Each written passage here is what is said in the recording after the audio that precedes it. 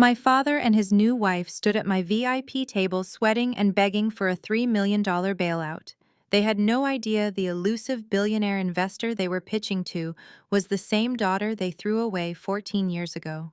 When I finally lowered my velvet-covered menu and smiled, the look of sheer horror on my stepmother's face was worth every single tear I ever cried. My name is Sydney. I am 34 years old, and before I tell you how I brought my toxic family's empire crumbling to the ground, let me know where you are watching from in the comments below. Hit the like button and subscribe if you believe that the best revenge is massive success and total independence. Now let me take you to a chilly evening in Chicago, where the ultimate karma was served on a silver platter. The ballroom of the Waldorf Astoria was glowing with crystal chandeliers and the soft murmur of the city's most elite residents. It was a $15,000 a plate charity gala for pediatric research, and as the chief executive officer of a leading medical technology firm, I had secured a prime table right next to the grand stage. I was sitting alone for a brief moment, nursing a glass of sparkling water while my colleagues mingled near the bar. The jazz band was playing a slow, smooth melody that blended perfectly with the clinking of champagne flutes and the scent of expensive floral arrangements. I was reading over the evening's auction program, hiding my face behind the thick gold embossed booklet, when two people approached my table. Even before they spoke, I recognized the heavy, overly sweet perfume. It was the same scent that used to suffocate the hallways of my childhood home. I peered just over the top edge of the program, and my heart gave a cold, hollow thump. It was my estranged father Richard and his wife Brenda. I had not seen them in 14 years. Richard looked completely out of place, his tuxedo fitting poorly across his shoulders, a thin sheen of nervous sweat coating his forehead. Brenda was wearing a sequined gown that tried too hard to scream old money, but her eyes darted around the room with the frantic energy of a cornered animal. They were not here to donate to charity. They were hunting. They stopped right in front of my reserved table, the velvet rope barely keeping them at bay. The placard facing them simply read, S. Bennett Investor. They did not know S. Bennett was Sydney Bennett. They only knew the rumors circling the Chicago financial district about a wealthy private investor who had the capital to save dying businesses. "Excuse me, Ms. Bennett." Richard started, his voice trembling slightly. "I know this is incredibly bold of us to approach you during dinner, but we were told this might be our only chance to speak with you." I did not lower the program. I simply shifted my gaze to my sparkling water and gave a polite but distant hum to indicate I was listening. Richard cleared his throat, pulling at his tight collar. "We represent a family-owned luxury real estate development group. We are currently facing a temporary liquidity crisis due to some unforeseen market shifts. We hold prime assets, prime locations, but we are facing an immediate foreclosure deadline. We are looking for an emergency bridge loan of $3 million. In exchange, we are prepared to offer you an aggressive equity stake. It is a legacy estate, Ms. Bennett, a family legacy that we have poured our hearts and souls into." Brenda leaned in, resting her manicured hands on the edge of my table. Her voice took on that sickeningly sweet tone she always used when she wanted something from strangers. "We are a family built on loyalty, Ms. Bennett. We believe in taking care of our own. If you invest with us, you are not just saving a business. You are saving a family's generational home. We would be forever in your debt, and we always honor our debts." I sat there perfectly still, listening to the words, family loyalty and honoring debts, fall from their lying mouths. The supreme irony of the moment washed over me.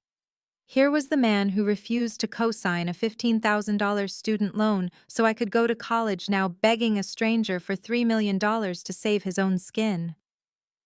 Here was the woman who methodically erased my existence from the family home, now preaching about generational legacy.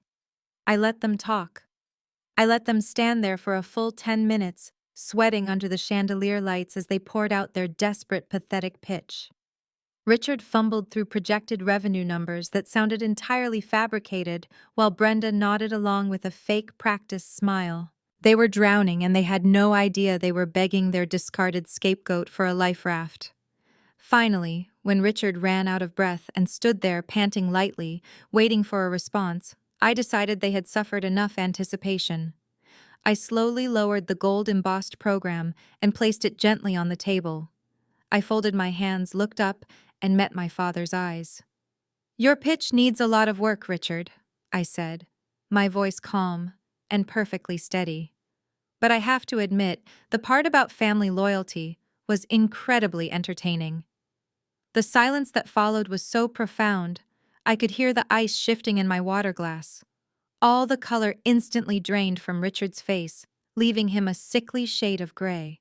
His jaw went slack and his eyes widened in absolute shock. He took a stumbling step backward, bumping into a passing waiter. "Sydney," he whispered, his voice cracking like dry wood. "Sydney, is that you?" Brenda blinked rapidly, her brain struggling to process the visual information. The wealthy, elusive S. Bennett was the stepdaughter she had tormented and driven away. For 3 seconds, there was nothing but pure, unadulterated horror on her face. But Brenda was a survivalist built on narcissism and toxicity. The moment she realized she was caught in a humiliating position, she did exactly what she had always done. She flipped the script. The shock melted into a sharp, venomous glare. Her fake smile vanished, replaced by a twisted sneer. "You," she hissed, leaning over the table, her voice dropping to a vicious whisper to avoid attracting the security guards. "You sat there for 10 minutes and let us beg. You let your father stand here and humiliate himself in front of you when you knew exactly who we were. How dare you? How dare you embarrass your family in public like this? You are just as selfish and vindictive as you were when you were a teenager." I did not flinch, I did not raise my voice. I leaned forward, resting my elbows on the crisp white tablecloth, and looked right through her. "Humiliation, Brenda?" I asked softly, holding her furious gaze. "Are we really going to talk about humiliation right now? Because if I recall correctly, true humiliation is being 16 years old, standing on the front porch in a blinding Chicago blizzard, wearing nothing but a thin pajama set, because you locked the deadbolt from the inside. And why did you lock me out in 16-degree weather, Brenda? Oh, right. Because I refused to go outside in the snow and wash your precious daughter's sports car." Richard swallowed hard, looking frantically around the room to see if anyone was listening to us. "Sydney, please keep your voice down," he muttered, trying to salvage whatever dignity he thought he had left. "That was a long time ago. You do not understand the pressure we were under back then." "I understand perfectly," I replied smoothly, taking a slow sip of my water. "You stood by the bay window and watched me shiver on that porch for 3 hours, Richard. You watched your new wife punish your biological daughter for simply existing. So do not stand in a ballroom in a cheap tuxedo and lecture me about family pressure. You do not know the meaning of the word." Brenda slammed her hand flat against the table, making the silverware rattle. "You are making things up." She spat, her eyes narrowing. "You always had an overactive imagination, Sydney. Always playing the victim. We gave you a roof over your head and food on your plate, and this is how you repay us. By playing cruel mind games when your father is facing a financial crisis. If you have the money to sit at a VIP table at a $15,000 gala, then you have the money to help your father." It was breathtaking, really. The sheer audacity of her gaslighting. She was attempting to rewrite history right in front of my face, attempting to shame me into submission, just like she did when I was a helpless child. But I was no longer a child. I was a 34-year-old chief executive who commanded boardrooms full of ruthless corporate sharks. Brenda's toxic maternal guilt trips had absolutely no power here. I smiled, a genuine, relaxed smile that seemed to infuriate her even more. "Repay you," I echoed, letting the words hang in the air. "Brenda, I do not owe you a single breath, let alone $3 million. And as for my money, you are absolutely right. I have more capital than you could possibly imagine. I could write a check right now that would clear all of your debts, save your precious legacy estate, and still have enough left over to buy this entire hotel. But I am not going to give you a single dime. Richard stepped forward, pushing Brenda slightly behind him, attempting to take control of the situation with forced paternal authority. Now listen to me, Sydney. He commanded, his voice dropping an octave as he tried to sound intimidating. I am still your father. You owe me a basic level of respect. We are family, and family helps each other when times are tough. You are going to sit down with us tomorrow morning, and we are going to work out a wire transfer to stop the bank from seizing the properties. You owe me for giving you life. I laughed, a short, sharp sound that cut right through his pathetic demands. Respect is earned. Richard, not demanded, I stated, leaning back in my chair and crossing my arms. You lost the right to call yourself my father the day you stood by and let this woman tear me down so her own child could shine. You chose her. You chose this life. And from the desperate, sweaty look of your collar, I would say your choices are finally catching up with you. Before Richard could formulate another hollow demand, a loud, obnoxious voice rang out over the jazz music cutting through our tense standoff. The nightmare was only just beginning because walking toward our table, dripping in expensive jewelry and carrying a designer handbag that probably cost more than my first car, was the golden child herself. The family dynamic was about to be fully assembled, and they were all about to learn that the girl they threw to the wolves had returned leading the pack. Richard stood there for a long moment, letting my words wash over him. I could see the exact second his shock morphed into indignation. He straightened his posture, pulling his shoulders back and puffing out his chest under that poorly fitted tuxedo. This was the man who had always ruled his household with absolute authority, demanding total obedience without ever offering affection in return. He took a deep breath, and I knew he was preparing to use his authoritative father voice. The same harsh voice he used to terrify me when I was a little girl trying to earn his love. Sydney, he began, his tone dropping into a low, demanding register. You are going to drop this rebellious attitude right now. You are my daughter, and I am still your father. You do not get to speak to me like some stranger off the street. We are family, and family means loyalty above all else. Our real estate empire is facing a catastrophic loss, and you have the resources to fix it. I am not asking you, I am telling you. You are going to arrange a wire transfer for $3 million first thing tomorrow morning so we can stop the foreclosure process. You owe me this. I gave you life. I brought you into this world, and I put a secure roof over your head for 18 years. You owe me your respect, and you owe me your financial support right now. I did not blink or shift in my chair. I just looked at him with a mixture of pity and amusement. The audacity of this man was truly something to behold. He believed that biology gave him an unlimited line of credit to my bank account, Richard Weiss said, softly swirling the sparkling water in my glass. Let us carefully examine the flawed logic of your ridiculous demand. You honestly think I owe you $3 million because you fulfilled the bare minimum legal requirement of not letting your child freeze to death? You think providing a roof over my head, a roof from which your wife locked me out, by the way, was some grand gesture of charity? Giving me life was a simple biological function, Richard. It was not a financial investment that yields a $3 million return 34 years later. You do not get a massive cash payout for simply doing what the law requires of a parent. And as for respect, I have none left to give you. You spent my childhood treating me like a burden you could not wait to discard. Now that the burden has turned into a medical technology billionaire, you suddenly want to play the loving patriarch. It is truly pathetic to watch you beg. Richard slammed his palm down on the edge of the table, causing the silver flatware to clatter loudly against the bone china. Do not ever speak to me like that, he hissed, his face turning an angry shade of purple. You have always been ungrateful.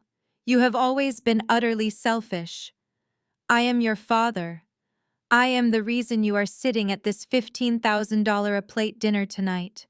Without my guidance, you would be absolutely nothing. I smiled and leaned forward, resting my arms on the tablecloth. and closing the distance between us. Really, Richard? I asked, my voice perfectly steady and ice cold, because I seemed to remember a very different version of our family history. Let us go back exactly 16 years. I was 18 years old. I had just been accepted to a prestigious university on a partial academic scholarship. I worked 3 exhausting part-time jobs just to save up enough money for my textbooks and a basic meal plan. But I was still short. I desperately needed a student loan to cover the remaining tuition balance, a measly $15,000. I was not asking you for your money. I was not asking you to pay my way through school. I was only asking you to co-sign the loan document so I could go to college and build a decent future for myself. Do you remember what you told me, Richard? Do you remember what you said as you sat in your leather recliner while I stood there begging you for a single chance at a higher education? He looked away, unable to meet my unwavering gaze. I remember I continued, my tone razor sharp. You told me that pouring money into my education was a waste because I was never going to amount to anything. You told me to go to community college and get a job as a waitress because that was all I was good for. You refused to sign a piece of paper for $15,000 to help your daughter start her life. But now, 16 years later, you have the nerve to stand here and demand $3 million to save your failures. You want me to bail you out when you would not even lift a pen to help me. The hypocrisy is staggering. Brenda stepped forward, her eyes blazing. You are a vindictive brat, she snarled. You would rather watch your own flesh and blood go bankrupt just to settle some childhood grudge. We will make a scene right here, right now. Richard nodded and leaned over the table, invading my personal space. You listen to me, Sydney. You are going to fund that wire transfer, or I am going to start yelling. I will tell everyone in this ballroom exactly what kind of greedy, heartless person you are. I will ruin your professional reputation tonight. I will scream it from the stage if I have to. Do not test me. I will cause a scene that will make the front page of every financial paper in the city. I took a slow, deliberate breath and smiled widely at the 2 desperate people standing before me. I told him to go ahead. Before Richard could carry out his threat of screaming across the ballroom, a high-pitched and completely oblivious voice pierced the heavy tension at our table. The nightmare was truly assembling itself piece by piece, because strutting across the expensive marble floor of the Waldorf Astoria was the golden child herself. It was my half-sister Amanda. She was moving through the crowd of dignified philanthropists and subdued billionaires like she was walking a red carpet at a reality television premiere. Every step she took was loud and demanded attention. She was draped in a blindingly bright ruby-red gown that plunged deeply in the front and trailed behind her, catching on the legs of passing waiters. Around her neck sat a thick diamond collar that caught the light of the chandeliers, throwing fractured rainbows across the room. She was holding a tiny designer clutch that I knew cost more than the average American makes in a year. As she marched toward us, she did not notice the pale, panicked look on our father's face. She did not notice that Brenda was gripping the edge of the table so hard her knuckles were completely white. Amanda only saw her parents standing at a prime table near the stage and assumed it was rightfully hers. "Oh my goodness, there you guys are!" Amanda whined loudly, waving her hand in the air. "I have been looking everywhere for you two. The line for the private bar is an absolute joke, and my feet are already killing me in these heels." She finally reached the velvet rope separating my table from the general floor and pushed past it without a second thought. That was when she finally noticed me sitting there calmly sipping my sparkling water. For a brief second, her heavily lined eyes scanned my face, but there was no recognition. To Amanda, I had never been a sister or even a person. I was just the background noise of her childhood. She looked me up and down, taking in my understated tailored black evening gown and simple pearl earrings. Her lips curled into a nasty, condescending smirk. "Excuse me," she said, snapping her manicured fingers in my direction. "Are you the assistant for the investor?" Because my parents have a very important private meeting with S. Bennett right now, and we really need to use this table. So if you could just gather your little notes and go wait by the coat check, that would be fantastic. Richard let out a pathetic, strangled gasp. Amanda, please, he choked out, reaching blindly for her arm. You need to stop talking right now. But Amanda simply swatted his hand away, rolling her eyes dramatically. Dad, relax, she huffed. You guys are always so nervous about these investor meetings. She is just a glorified secretary taking up space. Look at her. She is probably just holding the table until the real money shows up. I need to sit down before my legs literally give out from carrying all this jewelry. I did not move a single muscle. I just sat there, letting the absolute absurdity of the situation wash over me. The golden child was entirely unaware that she was insulting the very person her parents were begging for salvation. I looked at Brenda, who looked like she might actually pass out from the sheer terror of the moment. I decided to lean into the role Amanda had assigned me. Please do not let me stop you, Amanda. I said, my voice smooth and inviting without a trace of anger. By all means, tell me more about how exhausting your evening has been. It must be so difficult carrying the weight of all those diamonds. Amanda beamed, completely missing the heavy sarcasm woven into my words. She mistook my calm demeanor for the submissive attitude of a lower-class worker. Finally, someone who understands. She sighed dramatically, pulling out an empty chair and collapsing into it. You have no idea the kind of stress my husband and I have been under lately. We are supposed to be flying to the Amalfi Coast next week for a luxury vacation, and I had to spend 3 hours screaming at our travel agent about the private jet charter. And do not even get me started on the renovations for our new summer house. We are installing a custom infinity pool, and the contractors are an absolute nightmare. Brenda took a step forward, her face twisting in agony. Amanda, shut your mouth right this second, she hissed, her voice a panicked whisper. You do not know what you are doing. Why are you acting like this? Why are you yelling at me, Mom? Amanda fired back, her tone dripping with bratty indignation. I am just making conversation. It is not like the secretary cares about what I say. Plus, the investor needs to know that we are high-value individuals. We only deal with the absolute best. We just bought 2 brand-new luxury sports cars last month, and the dealership treated us like royalty. I am not going to let some billionaire think we are desperate just because Dad is having a tiny little cash flow problem with the commercial properties. A tiny little cash flow problem. I committed that exact phrase to my memory.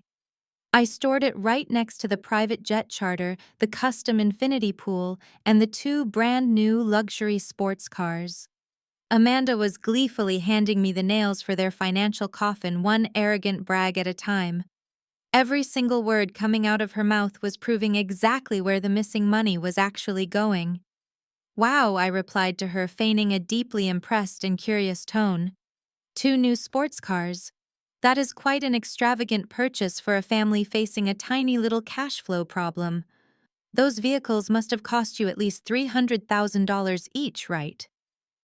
As Amanda continued to boast about her ridiculous spending habits, a towering figure appeared behind her. It was her husband, Jamal. Jamal was a former professional football player who had pivoted into luxury real estate development after a career-ending knee injury. He was a tall, strikingly handsome African-American man who usually carried himself with the effortless confidence of someone who was entirely used to winning. Under normal circumstances, Jamal looked impeccable in his custom-tailored designer suits, flashing a charismatic smile that could close any deal in the city. But tonight Jamal looked absolutely wrecked. His expensive charcoal gray suit was rumpled, and a heavy visible sheen of cold sweat coated his forehead. He was breathing heavily as if he had just sprinted up several flights of stairs to get to the ballroom. He gripped the back of Amanda's chair with hands that were visibly trembling. He had not even registered my presence at the table yet. His wide, panicked eyes were locked entirely on Richard. Amanda did not even bother to look up at him. She just kept right on talking about the imported Italian marble they were supposedly using for their new outdoor patio. Jamal. I am telling the secretary here about the contractors, Amanda whined, waving her hand carelessly in the air. You really need to call them tomorrow morning and yell at somebody. They are being completely unreasonable about the timeline for the infinity pool, and I want it finished before we host our summer kickoff party. Jamal squeezed his eyes shut for a long moment, looking as though he was in actual physical agony. Amanda, please shut your mouth, he pleaded, his voice thick with a level of desperation I had never heard before. Just stop talking for 1 single minute. I am begging you. Do not say another word about pools or cars or vacations. Amanda gasped dramatically, pressing a hand to her chest, as if she had been physically struck. Excuse me, do not ever speak to me like that in public, she snapped, her voice rising in pitch. We are at a charity gala, Jamal. You are embarrassing me in front of my parents and this assistant. I am just trying to establish our status before the actual investor arrives so we do not look desperate. We are desperate, Amanda. Jamal fired back, his voice cracking under the immense strain. He finally let go of her chair and ran both of his hands over his face, wiping away the beads of sweat. We are completely drowning. He turned his attention away from his pouting wife and looked directly at Richard. His expression was a mixture of sheer terror and profound defeat. Richard, we have a massive problem, Jamal said, his chest heaving. A catastrophic problem. I just got off the phone with the primary lender for the downtown commercial tower. Richard instantly went rigid. The forced air of paternal authority he had tried to use on me just moments ago completely evaporated. What are you talking about, Jamal? Richard asked, his voice barely more than a terrified whisper. You told me the commercial tower was fully funded. You told me the construction delays were just minor permit issues with the city zoning board. You promised me everything was completely under control. It was a lie, Jamal confessed, his broad shoulders sagging as the weight of his reality finally crushed him. I have been moving money around for months trying to cover the shortfalls. The supply chain issues drove the material costs through the roof, and the union strikes pushed us 6 months behind schedule. The bank sent an auditor to the site last week, Richard. They found out the project is bleeding cash. They officially called the loan tonight. The entire balance is due immediately. We are exactly 48 hours away from total foreclosure on the flagship development. Brenda let out a sharp, terrified shriek and covered her mouth with both hands.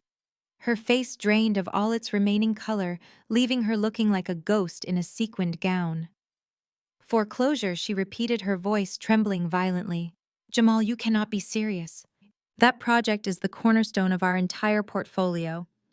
If that tower goes down, it will trigger a chain reaction with all of our other lenders. It gets worse, Jamal said, ignoring Brenda and stepping closer to Richard. The bank is not just foreclosing on the commercial tower. Because we defaulted on the primary development loan, they are activating the cross-collateralization clauses. They are coming after everything, Richard. Every single asset tied to the development group is now at risk. I sat quietly in my chair, taking a slow sip of my sparkling water, as I watched the majestic collapse of my father's financial empire. This was the exact moment the dominoes began to fall. Richard had built his entire identity around his wealth and his status. He had discarded me because I did not fit into his perfect affluent image. Now that image was burning to the ground right in front of him. But what about my pension? Richard stammered, his hands shaking as he reached out and grabbed the lapel of Jamal's suit. What about the legacy estate? Those assets are supposed to be protected, Jamal.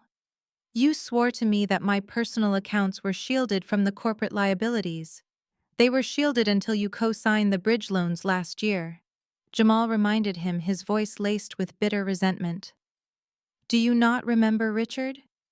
When the first wave of delays hit and I needed capital to keep the crews working, you personally co-signed a $10 million line of credit. You put up the family estate and your entire executive pension as collateral to secure the funds. You guaranteed the loan. If the bank forecloses on me in 48 hours, they are legally entitled to seize your house and liquidate your retirement accounts to satisfy the debt. You are going to lose everything, Richard. We are all going to lose everything. The sheer poetry of the situation was almost overwhelming. I placed my water glass gently on the tablecloth and studied the terrified faces of the people who had made my childhood a living nightmare. Richard stood there looking incredibly small and fragile, his breathing shallow and rapid as the reality of his impending ruin set in. He had willingly, without a second's hesitation, co-signed a $10 million loan for his stepdaughter's husband. He had risked his entire life savings, his home, and his pension to ensure the golden child could continue living a life of unimaginable luxury. Yet 16 years ago, when his own biological daughter had stood in his living room begging for a simple $15,000 signature to go to college, he had coldly turned his back. He had told me I was a bad investment. He had told me I was worthless. Amanda finally seemed to comprehend the gravity of the situation. Her spoiled brat persona shattered, and genuine panic flooded her eyes. "No," she cried out, grabbing Jamal's arm. "No, you cannot let them take our house, Jamal. We just finished the renovations. What about my cars? What about our trip to St. Bart's? You promised me we were fine. You have to fix this right now. Tell the bank to give us more time. The bank does not care about your vacations, Amanda." Jamal yelled, finally snapping under the pressure of her relentless entitlement. "The bank wants their money. That is why your father and I came to this gala tonight. That is why we are trying to find this billionaire investor.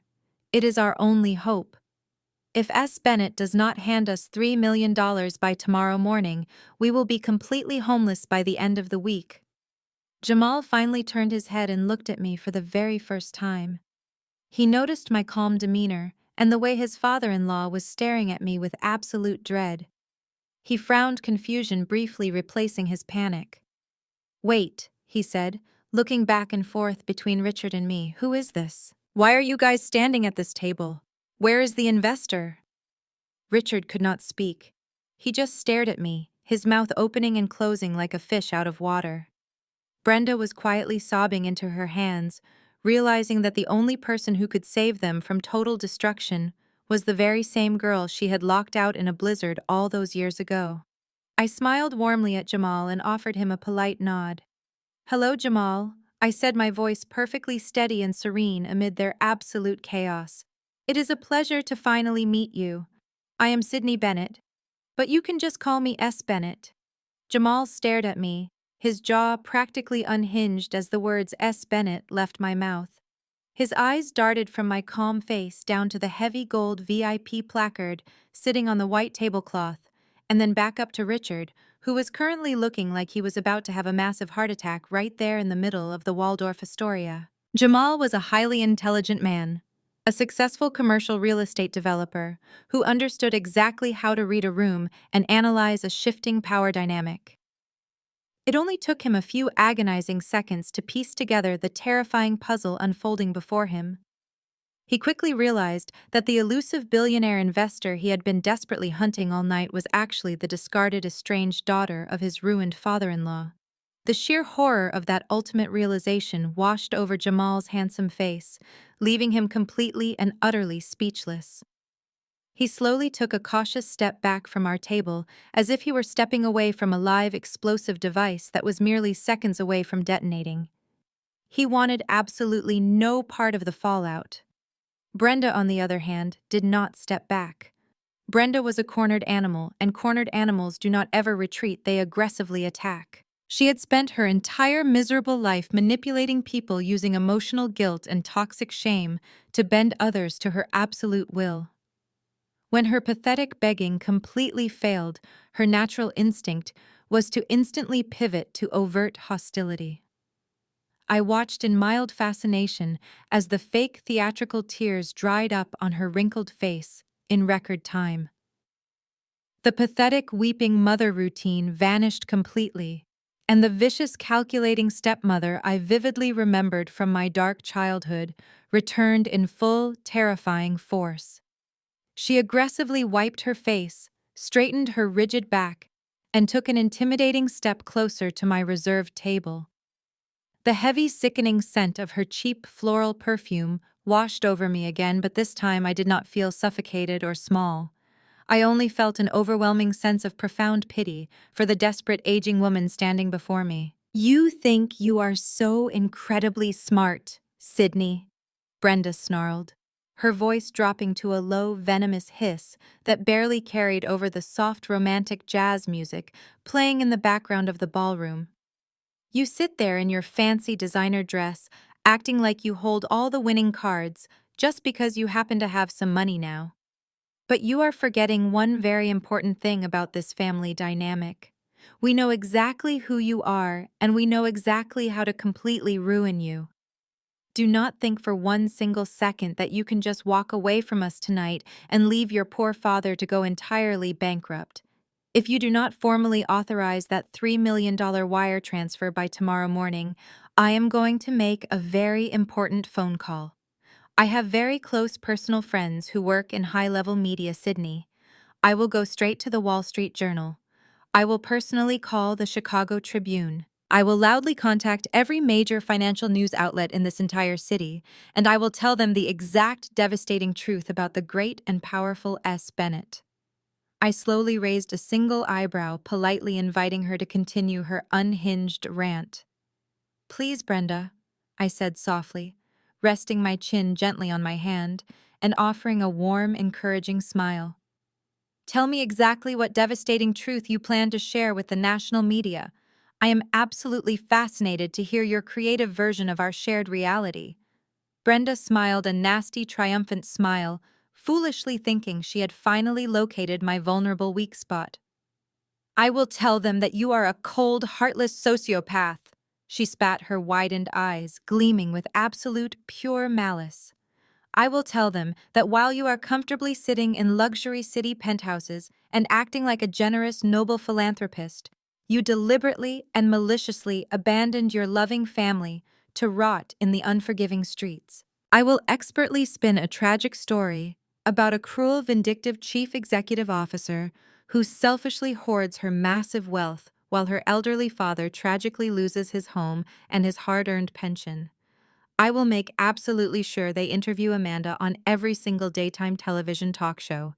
They will clearly see a weeping, terrified sister whose loyal husband is losing his entire business because of your unimaginable, unfeeling greed. How exactly do you think your corporate board of directors will react to that kind of terrible press, Sydney? How do you think your wealthy shareholders will feel when the entire world sees you as a literal monster who destroyed her own flesh and blood over a petty childhood grudge? Your medical technology stock will completely tank overnight. Your major investors will pull their massive funding the very moment the public media backlash begins. We will completely destroy your pristine public image and forcefully drag your entire company right down into the filthy mud with us. You will lose everything you have ever worked for just because you were too incredibly stubborn to help your own family today. Richard looked genuinely terrified by her aggressive outburst, but he absolutely did not attempt to stop her. He was so incredibly desperate for the financial bailout that he was perfectly willing to let his toxic wife unlawfully blackmail his own biological daughter in the middle of a high society charity dinner. Amanda, who was still visibly recovering from the massive shock of learning that she was entirely broke, suddenly perked up. She nodded vigorously, stepping up right next to her wicked mother. "Yeah, Sydney." Amanda chimed in, her annoying nasal voice laced with newfound arrogant confidence. "Mom is completely right. People absolutely love a tragic victim story, and nobody plays the innocent victim better than us. We will go on national morning television tomorrow. We will start a massive viral social media campaign against your entire company. You are going to quietly give us that money right now, or we will make absolutely sure you lose absolutely everything you have ever built. You owe us your life, and we are going to collect our debt today." I sat there quietly in the soft ambient light of the elegant ballroom, letting their pathetic criminal threats echo in the tense air between us. They honestly believed they had me completely cornered. They truly believed that the looming threat of public humiliation would easily force me to panic open my massive checkbook and completely surrender to their demands. They foolishly thought I was still that tiny, frightened 16-year-old girl who desperately craved their validation and deeply feared their fiery anger. They had absolutely no realistic idea who they were actually dealing with tonight. I am the ruthless chief executive officer of a multi-billion-dollar medical tech firm. I regularly swim with massive corporate sharks who eat weak people like Brenda and Richard for a light breakfast. I aggressively deal with cutthroat competitors, angry regulators, and hostile corporate takeovers on a weekly basis.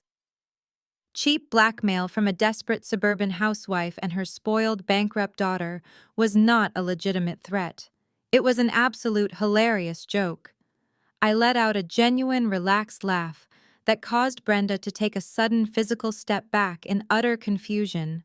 My bright laughter was not forced or defensive in any way. It was the beautiful sound of pure, unadulterated amusement. "Brenda," I said, leaning comfortably back in my chair and crossing my legs, "you really have not been paying any attention to my professional career at all over the last 14 years, have you?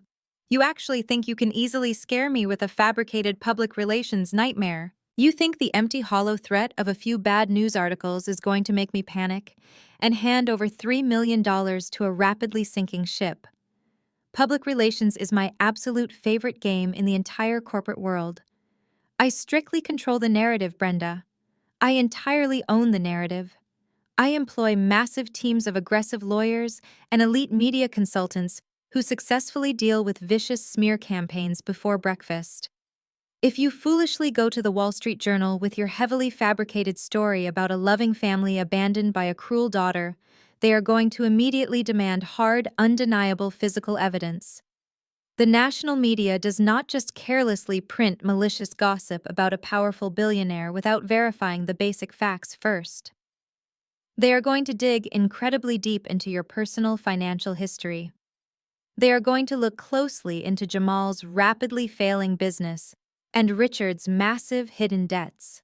And when they finally do dig, Brenda, I continued reaching slowly and deliberately into my designer evening bag. When those ruthless investigative reporters start aggressively digging into our toxic family history, what exactly do you think they are going to eventually find? Do you truly think they are going to find a loving, dedicated mother who was tragically abandoned by her greedy, heartless daughter? Or do you think they might uncover a deeply disturbed, abusive woman who spent over a decade systematically destroying a helpless child just to artificially elevate her own spoiled daughter? You really want to play the dangerous media game with me, Brenda. You want to confidently take this dispute to the unforgiving court of public opinion.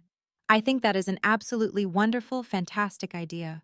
I openly welcome the intense media attention with open arms. But if we are really going to go to the press, we should make absolutely sure they have all the correct, accurate information directly from the primary source. I smoothly pulled my sleek smartphone out of my bag and placed it face up on the crisp white tablecloth directly between us. "Let us start gathering our official press materials right now," I said, a cold, calculating smile spreading across my face as I quickly unlocked the glowing screen. "I have the absolute perfect piece of audio evidence for your little smear campaign, and I firmly believe everyone at this table needs to hear it immediately." I reached across the crisp white tablecloth and picked up my sleek smartphone. The ambient lighting of the Waldorf Astoria ballroom reflected off the polished screen as I unlocked the device. Richard, Brenda, and Amanda watched my hands with growing trepidation. They had absolutely no idea what kind of evidence I could possibly have. After all, 14 years had passed since the day I finally walked away from their toxic household. They probably assumed I had spent that entire time crying in a corner somewhere, lamenting the loss of their prestigious family name. They did not realize that I had spent those 14 long years building an impenetrable fortress of wealth and power, using their endless cruelty as the very foundation of my massive success. I opened my audio files and scrolled down to a specific folder. It was a folder I had carefully backed up on every single electronic device I had ever owned, just to make sure I never lost my vital motivation. I tapped the screen and found the file labeled Graduation Day. Before I press play, Brenda, I think it is incredibly important to set the proper stage for our audience right now. I said, my voice projecting clearly over the soft romantic jazz music playing in the background of the elegant ballroom. "Jamal, you need to listen to this very carefully. When Amanda and her parents first told you about me, what exactly did they say? Did they tell you that I was a troubled teenager who ran away from a loving, comfortable home? Did they tell you that I was a selfish, ungrateful daughter who completely abandoned her elderly father the moment she got a tiny taste of independence? Jamal stood completely frozen, staring at me with wide, terrified eyes. He slowly nodded his head as the terrible realization began to dawn on him. Yes. He whispered, his voice hoarse and barely audible over the clinking of expensive crystal glasses at the nearby tables. Amanda told me you had severe behavioral issues. She said her parents tried absolutely everything to help you, but you were just too incredibly toxic to keep around the house. She said you stole thousands of dollars from them and disappeared in the middle of the dark night without leaving a single trace. I smiled sadly at the handsome former athlete. A perfectly crafted lie, I replied smoothly. A beautiful suburban fairy tale expertly designed to hide the ugly, monstrous truth from anyone who might actually ask questions. Now, Jamal, I want you to hear the actual devastating truth directly from the primary source. I want you to hear exactly how this wonderful, loving family treats a loyal daughter who simply wanted her father to show up for the most important academic day of her entire life. I placed the phone flat on the table right next to my crystal water glass. I turned the digital volume all the way up and pressed play. The audio quality of the recording was incredibly crisp and clear. I had actually paid a professional sound engineer an absurd amount of money to remaster the original voicemail file a few years ago, ensuring that not a single syllable of Brenda's venomous voice would ever be lost to time or degraded by technology. First, there was the loud, authentic sound of heavy static, followed closely by the loud, obnoxious honking of angry car horns. Then Brenda's sharp, grating voice pierced the heavy, terrified silence at our reserved table. "Sydney, it is." "Brenda." The recorded voice began dripping with absolute, utter disdain. "I am calling to tell you that we are not going to make it to your little college graduation ceremony today. The highway traffic on the interstate is an absolute nightmare, and honestly, your father and I are just completely exhausted from the long drive. Amanda has her regional cheerleading competition this afternoon, and we simply cannot be in two different places at once. You know exactly how important this major competition is for her fragile self-esteem. Honestly, Sydney, it was incredibly selfish of you to schedule your college graduation on the exact same weekend as Amanda's cheer competition. You always try to make absolutely everything about you, and we are all completely sick of it. Do not bother looking for your father in the massive crowd today. He is not coming to watch you walk across that stage." He firmly agreed that Amanda's sporting event is a much higher priority for our family. And let us be completely honest with each other for once, Sydney. You were never really his true daughter anyway. You were just a massive, unfortunate mistake from his first marriage that he was legally forced to pay for. Do not call us back today. We are turning our cellular phones completely off so we can focus all our attention on Amanda. The devastating voicemail ended with a sharp digital click that echoed loudly in my ears. The silence that instantly descended upon our small table was so incredibly heavy and suffocating, it felt like all the breathable oxygen had been forcefully sucked right out of the massive luxury ballroom. The soft, soothing jazz music and the distant happy chatter of wealthy philanthropists faded entirely into the distant background. For a long, agonizing moment, nobody dared to breathe or make a single sudden movement. I slowly looked up from my smartphone and studied the utterly devastated faces of my biological family. Richard was staring down at his expensive polished leather shoes, his aging face completely drained of all its color. He looked exactly like a guilty man who had just been forcefully confronted by a terrifying, vengeful ghost from his darkest past. Brenda was physically shaking her mouth, opening and closing silently, like a suffocating fish, as she desperately tried to formulate a plausible lie to magically explain away the undeniable audio evidence of her horrific emotional abuse. Amanda just looked incredibly confused, staring blankly at the phone, as if her tiny, pampered brain could not fully process the harsh, terrifying reality that her perfect, privileged childhood was built entirely on the deliberate emotional destruction of my own life. But the most profound and ultimately satisfying reaction belonged entirely to Jamal. The tall, handsome real estate developer looked as though he had just been forcefully punched in the stomach by a professional heavyweight boxing champion. His dark, expressive eyes were wide with sheer, unadulterated horror and disgust. He stared at the glowing smartphone sitting peacefully on the tablecloth, and then slowly lifted his devastated gaze to look directly at his lying wife. The charming, supportive, loving facade that Amanda had carefully constructed for him over the years was rapidly crumbling to dust right before his very eyes. Jamal had willingly married into this wealthy family, falsely believing they were a tight-knit, deeply supportive unit. He had foolishly co-signed massive commercial loans and deeply intertwined his entire professional life with Richard because he genuinely believed in their deeply rooted family loyalty. Now the ugly, rotting, toxic core of that fake loyalty had been brutally exposed to the bright light of day. Amanda Jamal finally whispered, his deep voice trembling with a potent mixture of profound shock and rapidly rising anger. "What the hell was that recording? You looked me in the eyes and told me your sister was a dangerous drug addict. You confidently told me she aggressively stole $10,000 from your father's hidden wall safe and vanished into the city. You swore to me on our wedding day that your parents did absolutely everything they possibly could to save her from ruining her own life." Amanda panicked, her heavily lined eyes darting frantically back and forth between her furious, intimidating husband and her terrified, trembling parents. "Jamal, baby, please," she stammered desperately, reaching out with both hands to grab his muscular arm. "You have to understand the whole situation. That old voicemail is totally taken out of context. She was always causing major dramatic problems in our house when we were growing up. My mom was just really frustrated that specific day. Vic, it was a really stressful, busy weekend for us." Jamal aggressively yanked his arm completely out of her desperate grasp, taking another large physical step backward to distance himself from her.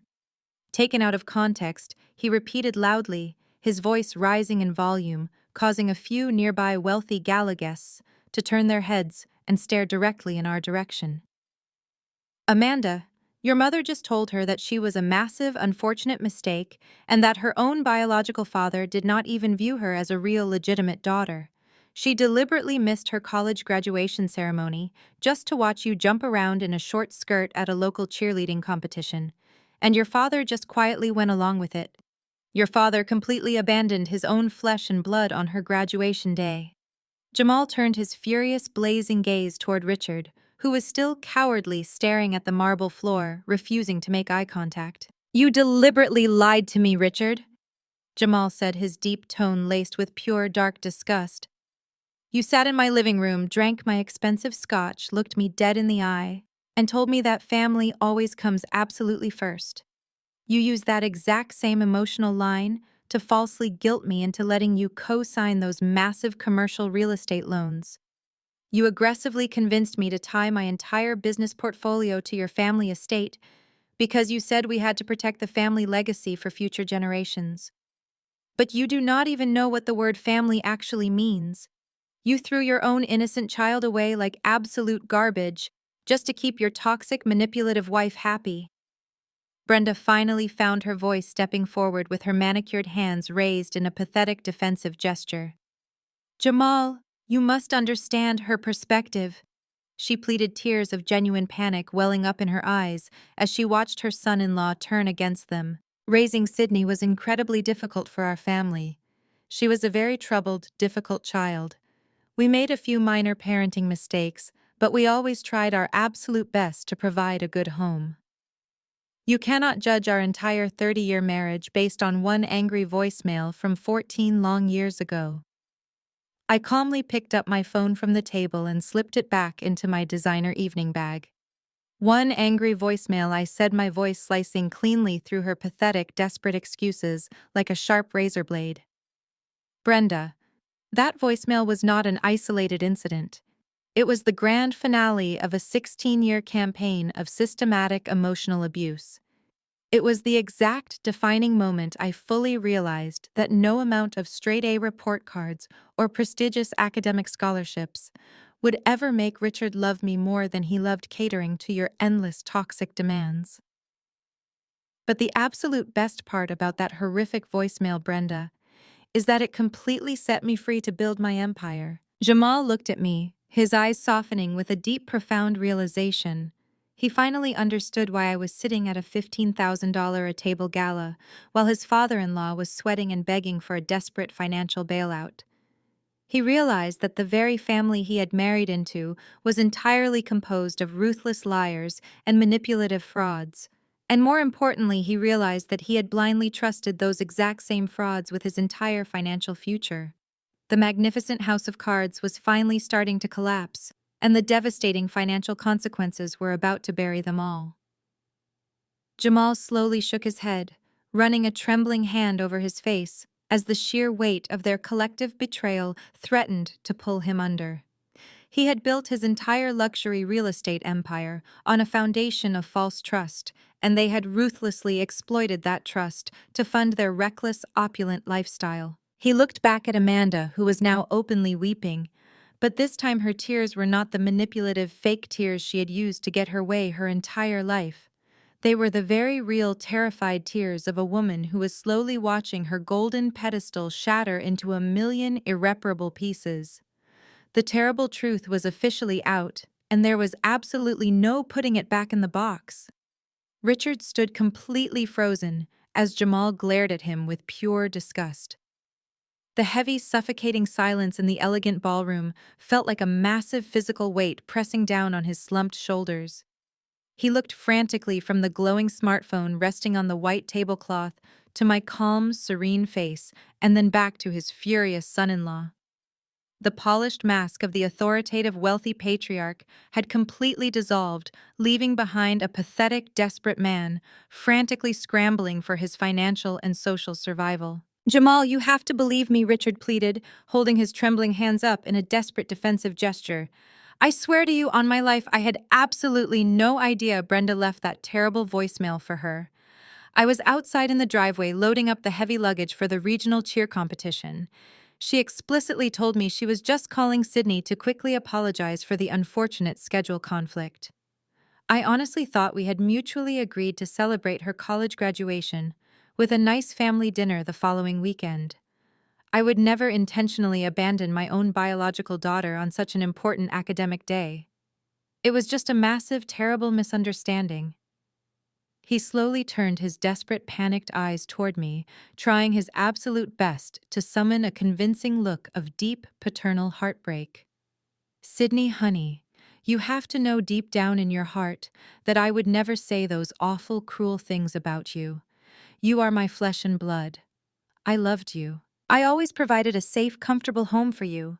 You simply cannot hold me entirely responsible for a vicious phone call I did not even know about. You have to forgive me for her mistakes."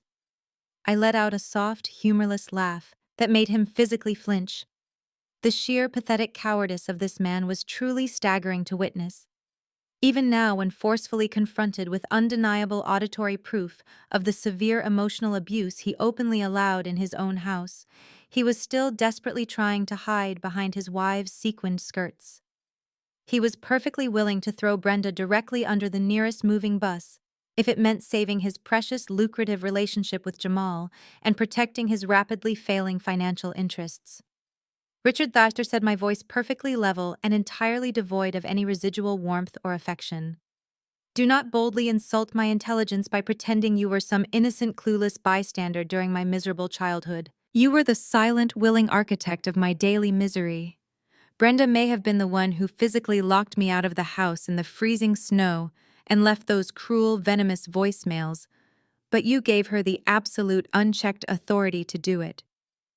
You personally handed her the heavy hammer and then conveniently looked the other way, while she systematically smashed my entire life to pieces. You actually think this confrontation is just about one missed college graduation ceremony. You foolishly think I built this massive, impenetrable emotional wall because of a single, isolated scheduling conflict 14 years ago. Let us talk about the other scheduling conflicts, Richard. Let us talk about the long, undeniable pattern of your systemic total neglect. I leaned forward, resting my bare arms comfortably on the crisp table linens, and locked my steady eyes directly onto his terrified, pale face. Let us officially open up the historical ledger and review the exact, precise accounting of your fatherly love. When I turned 10 years old, I sat on the wooden front porch for 6 solid hours, waiting for you to take me to the Natural History Museum like you promised. You never showed up because you were entirely too busy buying Amanda a brand new pony for her 7th half-birthday celebration. When I turned 11, you completely missed my middle school play because Brenda suddenly decided she desperately wanted to go luxury wine tasting in Napa Valley for the long holiday weekend. By the time I finally turned 12, I stopped asking for birthday parties altogether, but I still stupidly naively hoped you would at least remember to say happy birthday at the breakfast table. You did not. For my 13th birthday, you were miles away in Aspen, personally teaching Amanda how to ski on the advanced slopes. For my 14th, you were proudly touring expensive elite private boarding schools for her, while I was stuck at home scrubbing the kitchen floors because the housekeeper called in sick. On my 15th birthday, you actually promised to take me to a nice seafood dinner to celebrate. Instead, you gave Brenda my reserved seat at the fancy restaurant because she simply did not feel like cooking that night, and you did not want to hear her complain. My sweet 16.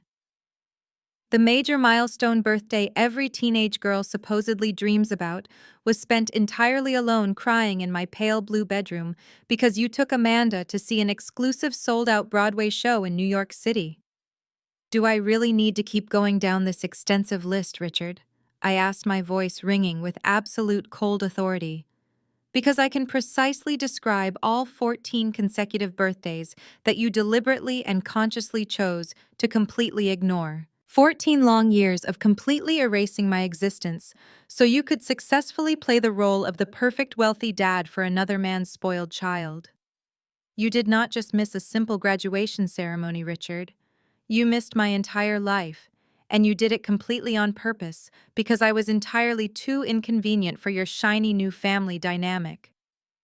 Jamal let out a heavy, ragged breath, slowly shaking his head in absolute profound disgust as the full horrific scope of my childhood isolation was laid completely bare. Amanda looked down at her expensive designer handbag, suddenly completely unable to meet the steady eyes of the sister she had relentlessly mocked and tormented. Richard opened his mouth to offer another pathetic, hollow excuse, but the desperate words completely died in his dry throat. There was absolutely no defense against the brutal, unvarnished truth of the historical ledger. I sat up perfectly straight, smoothing an invisible tiny wrinkle from the lap of my elegant black evening gown. You spent 14 years systematically demonstrating that I was not a real legitimate member of your prestigious family. I continued, my tone ringing with absolute unwavering finality. You willingly allowed your toxic wife to call me a massive unfortunate mistake. You allowed your arrogant stepdaughter to treat me like a disposable, unpaid servant. You allowed me to feel completely worthless every single day I lived under your expensive slate roof. But the wonderfully funny thing about being completely abandoned, Richard, is that it eventually teaches you how to survive entirely on your own. It forcefully teaches you that you absolutely do not need the fake conditional approval of toxic, cruel people to build a magnificent, beautiful life. So on my 20th birthday, I gave myself the greatest gift possible. I walked into the county courthouse and I legally dropped your last name entirely. You are not my father. You are just a pathetic stranger standing in a rented tuxedo, desperately begging for cash, and your tears mean absolutely nothing to me. Richard stared at me as if I had just spoken to him in an ancient, forgotten language. The sheer finality of my statement hung heavily in the air above our table. He could not fully comprehend that the scared little teenager he used to bully had permanently severed their legal and emotional ties over a decade ago. He swallowed hard, his throat working nervously against his tight collar. "You dropped my name," he repeated softly, his voice sounding incredibly hollow and weak. "But you are a Bennett. That name carries immense weight in this city. I shook my head slowly, resting my hands flat on the white table linens. It carried weight when I was a child, Richard. It carried the heavy, unbearable weight of your constant disappointment and your endless conditional love. But when I walked out of that courthouse on my 20th birthday, I was no longer carrying your heavy baggage. I was completely free. I looked directly into his panicked eyes and decided it was finally time to ask him the one specific question that had lingered in the back of my mind for 14 long years. I sent you a certified letter the very next morning, I said, my tone perfectly conversational, but laced with lethal intent. It was delivered directly to your private corporate office. The Postal Service required your personal signature to release it, so I know for an absolute fact that it was placed directly into your hands. Do you remember receiving that envelope, Richard? He nervously rubbed his sweaty palms against the expensive fabric of his suit pants. His eyes darted toward Brenda, who was currently too busy hyperventilating to offer him any manipulative coaching. I remember getting a thick envelope from the county clerk, he stammered, taking another small physical step backward. But I never actually opened it, Sydney. I was incredibly busy with a massive commercial real estate acquisition that entire week. And honestly, Brenda told me it was probably just you begging for some kind of financial handout. We mutually decided it was best for our emotional well-being to simply throw it in the office shredder. We did not want to invite your toxic drama back into our peaceful home. I let out a long, satisfied sigh. Of course you threw it away, I replied, a genuine warm smile spreading across my face. You were entirely too much of a coward to face the direct consequences of your own terrible parenting. You let your toxic wife dictate your reality because it was much easier than admitting you had completely failed your own child. But since you decided to shred that letter without reading it, I am going to tell you exactly what you missed. I want you to know exactly what was written on that crisp white piece of paper. I leaned forward, closing the physical distance between us, until I could see the tiny beads of cold sweat forming on his aging forehead.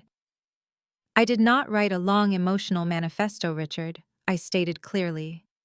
I did not waste my valuable time begging for your fake love or demanding an empty apology for the miserable childhood you forced me to endure. There were no tears staining the paper. There was no anger. There were only 3 simple words printed right in the center of the page. I held his terrified gaze, refusing to let him look away from the absolute reality of his epic failure. I choose myself. I said, my voice ringing with absolute unwavering power. Those were the only 3 words in the envelope. I choose myself. And I want you to look very closely at the incredible difference that one single choice made for both of us. Because I boldly chose myself, I spent the last 14 years building an absolute empire from the ground up. That choice turned the discarded scapegoat of your toxic family into a self-made billionaire who commands massive boardrooms and dictates global market trends. I built a legacy of true wealth and actual power while you desperately clung to the fake illusion of high society status. I leaned back in my comfortable chair, letting my heavy words sink deep into his chest. Your choices? Richard produced a very different result. I continued, gesturing casually toward the panicked faces of his wife and stepdaughter. You chose to protect Brenda's fragile ego. You chose to blindly fund Amanda's ridiculous shopping addictions and her luxurious private vacations. You chose to carelessly co-sign massive commercial loans because you desperately wanted to maintain the pathetic facade of the perfect wealthy patriarch. And where exactly did those brilliant choices lead you tonight? They led you right here to my dinner table. They made you bankrupt. They turned you into a pathetic, desperate man begging a stranger for pennies just to keep a basic roof over your head. You traded your only biological daughter for a life of luxury that you could not even afford to maintain. And now you are going to lose absolutely everything. The word bankrupt seemed to finally break through the thick wall of denial surrounding Amanda.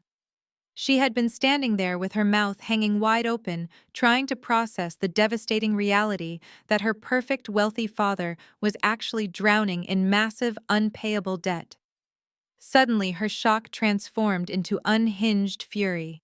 She aggressively pushed her way past Jamal and slammed her manicured hands down onto my table, rattling the expensive crystal water glasses. "You are completely lying!" Amanda shrieked, her shrill voice echoing loudly across the elegant ballroom. "You are just a vindictive, jealous liar, Sydney. My father is not bankrupt. We are incredibly wealthy. We live in a massive gated estate. We drive imported luxury cars. You are just making up these horrible stories to deliberately hurt us because you are still incredibly bitter that nobody in this family ever liked you. We do not need your stupid money. You are just bluffing to make yourself look important." Amanda glared at me, her chest heaving as she desperately tried to hold on to the shattered remains of her wealthy identity. She refused to believe that the endless stream of family money had completely dried up. She honestly thought I was just playing a cruel psychological game to embarrass her in front of the wealthy gala attendees. She was completely oblivious to the fact that her husband Jamal was standing right behind her, looking absolutely devastated by the undeniable truth. "You are just a glorified secretary playing dress-up," Amanda continued, her voice cracking with sheer panic.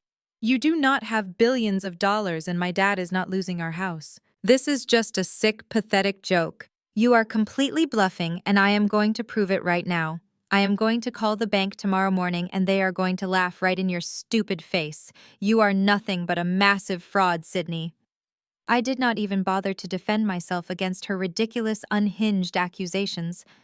I simply sat there with a serene expression on my face, watching her entirely self-destruct in public.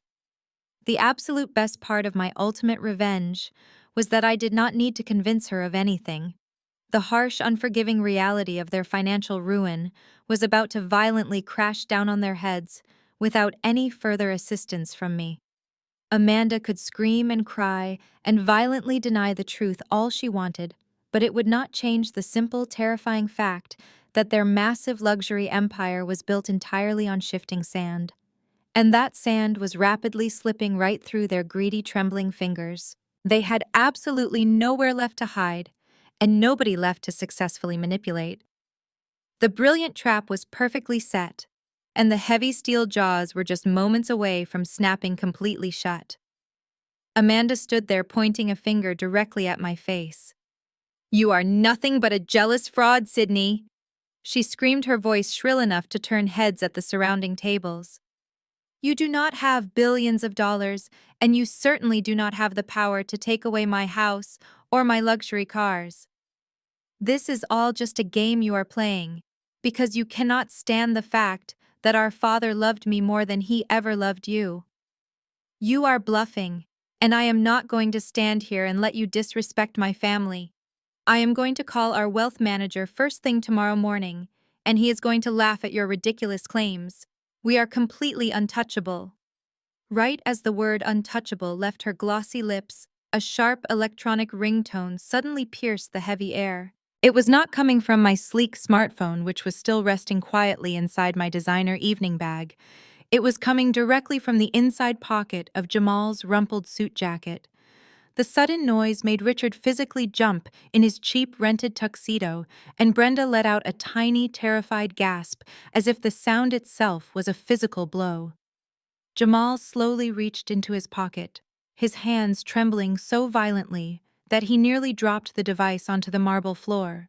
He pulled out his phone and stared at the glowing caller identification screen. All the blood instantly drained from his handsome face, leaving him looking like a man who had just been handed his own death sentence. "Who is calling you right now?" Amanda demanded, crossing her arms over her expensive ruby-red gown. "Tell them to call back immediately. We are right in the middle of dealing with this psychotic liar." But Jamal did not hang up the phone. He did not say a single word to his completely delusional wife. He just stood there, staring at the screen with wide, unblinking eyes. "It is the bank," he finally whispered, his deep voice cracking with absolute sheer terror. "It is the senior loan officer for the commercial tower project. They never call my personal cell phone this late at night unless something catastrophic has happened. With a shaky finger, he pressed the green answer button, and without thinking, he activated the speakerphone function so the audio would broadcast clearly over the soft jazz music of the elegant ballroom. Jamal, this is Gregory from the Commercial Lending Division, the voice on the other end of the line announced, sounding incredibly cold and strictly professional. I sincerely apologize for contacting you so late in the evening, but we have an urgent, extremely time-sensitive development regarding your commercial real estate portfolio. Jamal swallowed hard, his throat clicking audibly in the tense silence. What is going on, Gregory? He asked, his voice trembling. You told me earlier today that we had exactly 48 hours to figure out a viable restructuring plan for the defaulted loan. We are actively working on securing emergency bridge capital right now. We just need a tiny bit more time to finalize the new funding structure. The previous 48-hour grace period is no longer applicable. Jamal the banker replied, his tone completely devoid of any human empathy. Roughly 20 minutes ago, your entire debt portfolio was aggressively acquired by a massive private equity firm. They moved with unprecedented speed to officially purchase the defaulted paper from our institution. They are now the sole legal owners of your commercial tower debt, and by extension, they now legally own all the cross-collateralized assets associated with the original loan agreement. This explicitly includes your personal residence, your luxury vehicles, and your father-in-law's executive pension fund. Richard let out a loud, agonizing groan and grabbed the edge of the crisp white tablecloth to keep his weak knees from buckling. Brenda covered her face with her shaking hands, sobbing openly now without any trace of her usual theatrical manipulation. What does that mean for us? Jamal asked desperately, clutching his phone like it was a vital lifeline. Who bought the debt? Tell me who they are so I can personally call their chief executive and negotiate a brand new payment schedule. I can offer them a larger equity stake in the development. Just tell them I need one more week to liquidate some minor assets. There are absolutely no negotiations. Jamal. The cold voice of the banker echoed through the small speaker. The new owning entity has officially enacted the immediate acceleration clause buried deep in your original loan contract. They are formally demanding immediate payment in full for the entire outstanding principal balance, plus all associated penalty fees. They explicitly instructed our legal department to inform you that no extensions, no grace periods, and no mercy will be granted under any circumstances whatsoever. If the total massive sum is not fully wired into their corporate holding account by 8 o'clock tomorrow morning, they will begin seizing all the physical collateral immediately. They already have the necessary court orders signed by a federal judge. Your accounts are officially frozen as of this exact moment. The line went dead, leaving nothing but the sound of a dial tone ringing in the quiet space between us. Jamal slowly lowered the phone, his arm dropping to his side like dead weight. Amanda stood frozen, her arrogant posture entirely broken. The reality of the cold, unforgiving financial world had just violently shattered her precious, untouchable bubble. Her expensive cars, her luxury vacations, and her beautiful, massive house were officially gone forever. She turned her terrified, tear-filled eyes toward her husband, silently begging him to tell her it was all just a bad nightmare. But Jamal just stared blankly at the marble floor, completely destroyed. And as I sat there watching the magnificent collapse of their fraudulent empire, I gently smoothed my black evening gown and prepared to deliver the absolute final lethal blow. Amanda stood there breathing heavily, her chest rising and falling as the finality of the banker's words settled over her. The luxurious bubble she had lived inside had just violently popped, leaving her completely exposed to reality. But Amanda was not quite ready to accept total defeat. She turned her panicked attention away from her broken husband and focused her intense desperation entirely on Richard. "Dad," she cried out, grabbing his arm and shaking him roughly. "Dad, you have to fix this immediately. Call your wealth manager right now and tell him to liquidate your entire executive retirement fund. We can use the cash payout to satisfy the bank and save Jamal's business. We can save the cars and the house. You have millions saved up in your corporate pension account. You have to wire that money to the bank before 8 o'clock tomorrow morning. You promised you would always protect me." Richard did not answer her. He just stared blankly at the floor. I watched Amanda violently shake his arm, her diamond bracelets clinking loudly together as she desperately demanded the massive financial sacrifice. She genuinely believed her father possessed an infinite, bottomless well of money, just waiting to be drained to fund her extravagant lifestyle. I could not help it. A soft, melodic laugh bubbled up from deep inside my chest and escaped my lips, echoing clearly across our tense little table. The sound instantly drew Amanda's furious gaze. "What is so funny?" she snapped, her eyes blazing with pure, unadulterated hatred. "You think it is funny that my family is going through a minor crisis? My dad has more money in his retirement portfolio than you could ever dream of." I slowly shook my head, offering her a pitying smile. "What retirement funds, Amanda?" I asked softly, my voice laced with genuine amusement. "What massive portfolio are you actually talking about?" The moment those three simple words left my mouth, Brenda let out a sharp, strangled gasp. She instinctively took a huge step backward, her expensive heels stumbling awkwardly on the polished marble floor. Richard finally lifted his head, looking at me with a profound mixture of total confusion and rising dread. "What do you mean, what retirement funds?" Richard stammered, his voice shaking uncontrollably.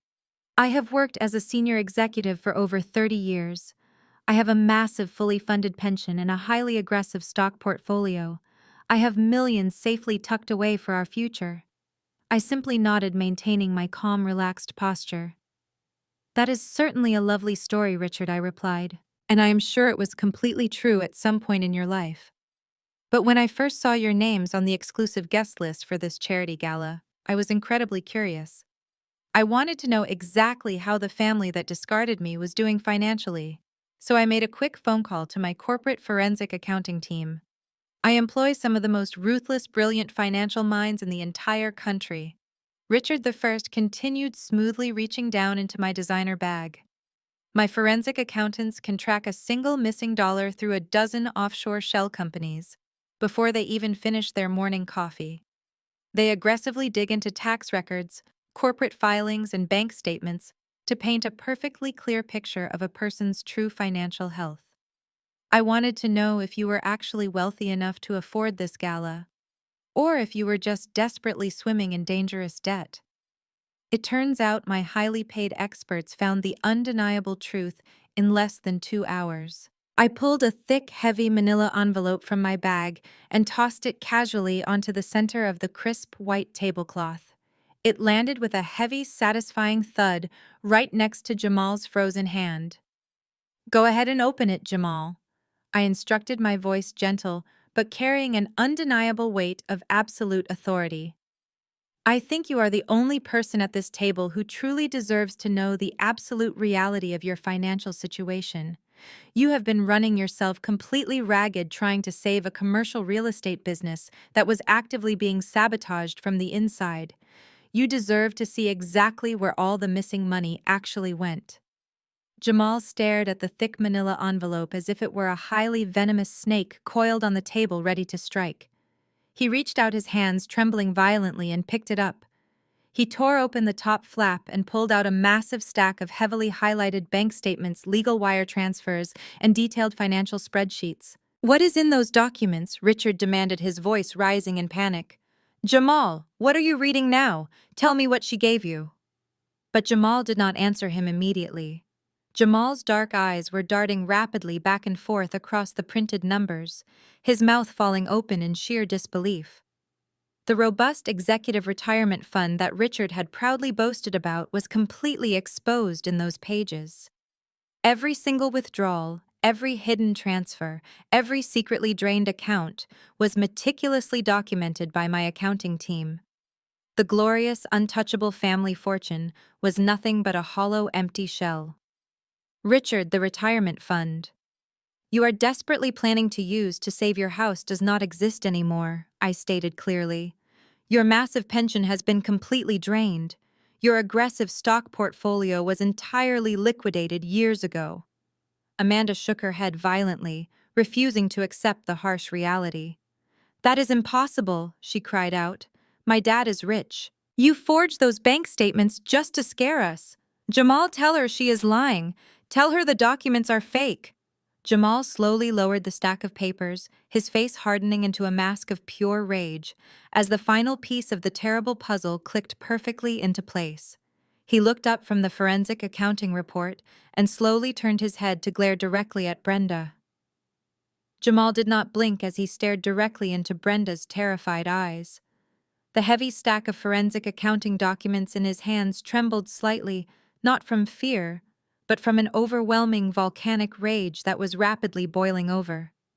He slowly lowered the crisp papers to the table, his large hands pressing them flat against the white linen.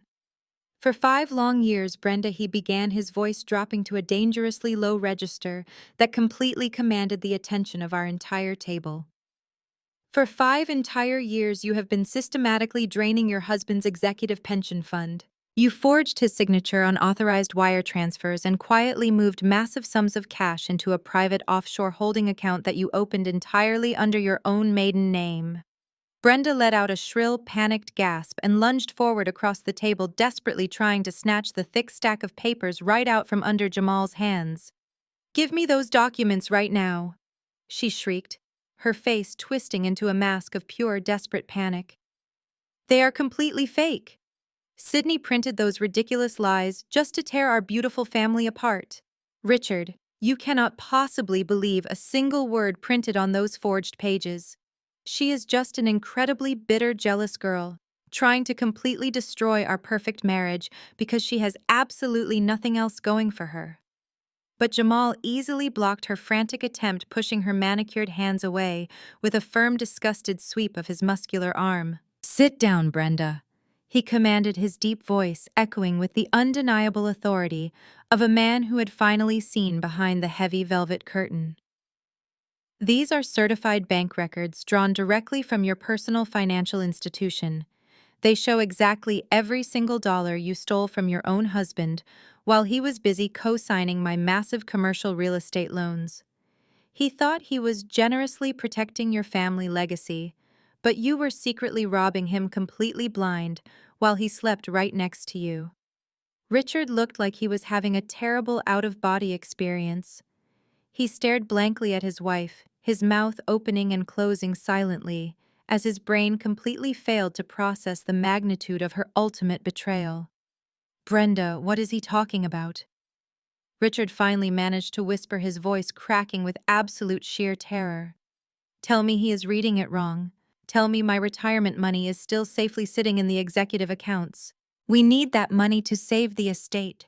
We need it to pay off the bank tomorrow morning. Brenda could not even look her broken husband in the eye. She frantically stared at the polished marble floor, her breathing coming in short, rapid gasps, as the inescapable reality of her massive financial crimes finally caught up with her. She had spent decades expertly manipulating everyone around her, but she could not manipulate certified forensic bank statements. Jamal picked up the second page of the detailed financial report and held it up for Richard to see. She cannot tell you the money is safe, Richard, because the money is completely gone, Jamal stated, his voice laced with bitter, heavy disgust. But the absolute worst part is not just that she brazenly stole from you. The worst part is exactly what she used your hard-earned retirement money to secretly fund. Jamal turned his furious, blazing eyes toward his wife Amanda, who was still standing frozen in total shock. Did you really think I would never find out? Amanda, Jamal asked, his tone dripping with pure, unadulterated contempt. Did you honestly believe your mother could secretly fund your massive underground gambling addiction forever without anyone noticing the missing millions? Amanda violently flinched, as if Jamal had just physically slapped her across her heavily made-up face. No, she gasped, her hands flying up to cover her mouth. No, Jamal, that is not true. I do not have a gambling problem. Mom just gave me a little extra shopping money sometimes to help me deal with the stress of your failing business. A little extra shopping money? Jamal repeated, a harsh, humorless laugh escaping his chest. Amanda, these detailed forensic records clearly show over $1 million wired directly to high-stakes underground casinos in the past 2 years alone. They show massive six-figure payments to private bookies and luxury credit card companies. While I was practically killing myself working 80-hour weeks trying to save our failing commercial real estate developments, you were secretly blowing hundreds of thousands of dollars on high-stakes poker games and ridiculous designer shopping sprees. And when you finally ran completely out of your own allowance, you ran crying to your toxic mother, who gladly stole your father's entire life savings just to cover up your massive, embarrassing debts. The beautiful, unified front of the Golden family was completely obliterating right in front of my eyes. The toxic glue of mutual denial that had kept them together for decades was rapidly dissolving under the bright, unforgiving light of the absolute truth. Richard let out a loud, guttural sob, burying his aging face in his shaking hands. His entire life was a complete manufactured lie. The loyal, loving wife he had chosen over me was actually a calculating thief. The perfect, beautiful golden child he had sacrificed my childhood to heavily spoil was actually a reckless, massive gambling addict who had single-handedly destroyed their entire financial future. "You stole my life!" Richard screamed suddenly, looking up and pointing a trembling finger directly at Brenda. "You stole absolutely everything from me. I trusted you with my entire portfolio. I abandoned my own biological daughter because you constantly told me she was a dangerous liability. But you were the real liability, Brenda. You are a disgusting criminal. I am going to call the police right now and have you officially arrested for massive corporate fraud." Brenda finally snapped, completely dropping her fake weeping mother routine. Her face hardened into a vicious, ugly sneer as she turned aggressively on her own husband. "Oh, please, Richard," she spat, her voice dripping with pure, venomous hatred. "Do not act like some innocent, wounded victim right now. You were perfectly happy to turn a blind eye to the massive credit card bills as long as Amanda and I looked pretty and maintained your fake high society status. You loved playing the role of the incredibly wealthy, successful patriarch.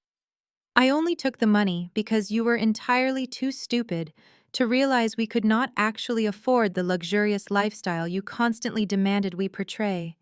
You are just as guilty as I am." As the two of them viciously tore into each other, screaming terrible insults and completely exposing their darkest, most pathetic secrets, I sat quietly in my chair and simply watched the spectacular show.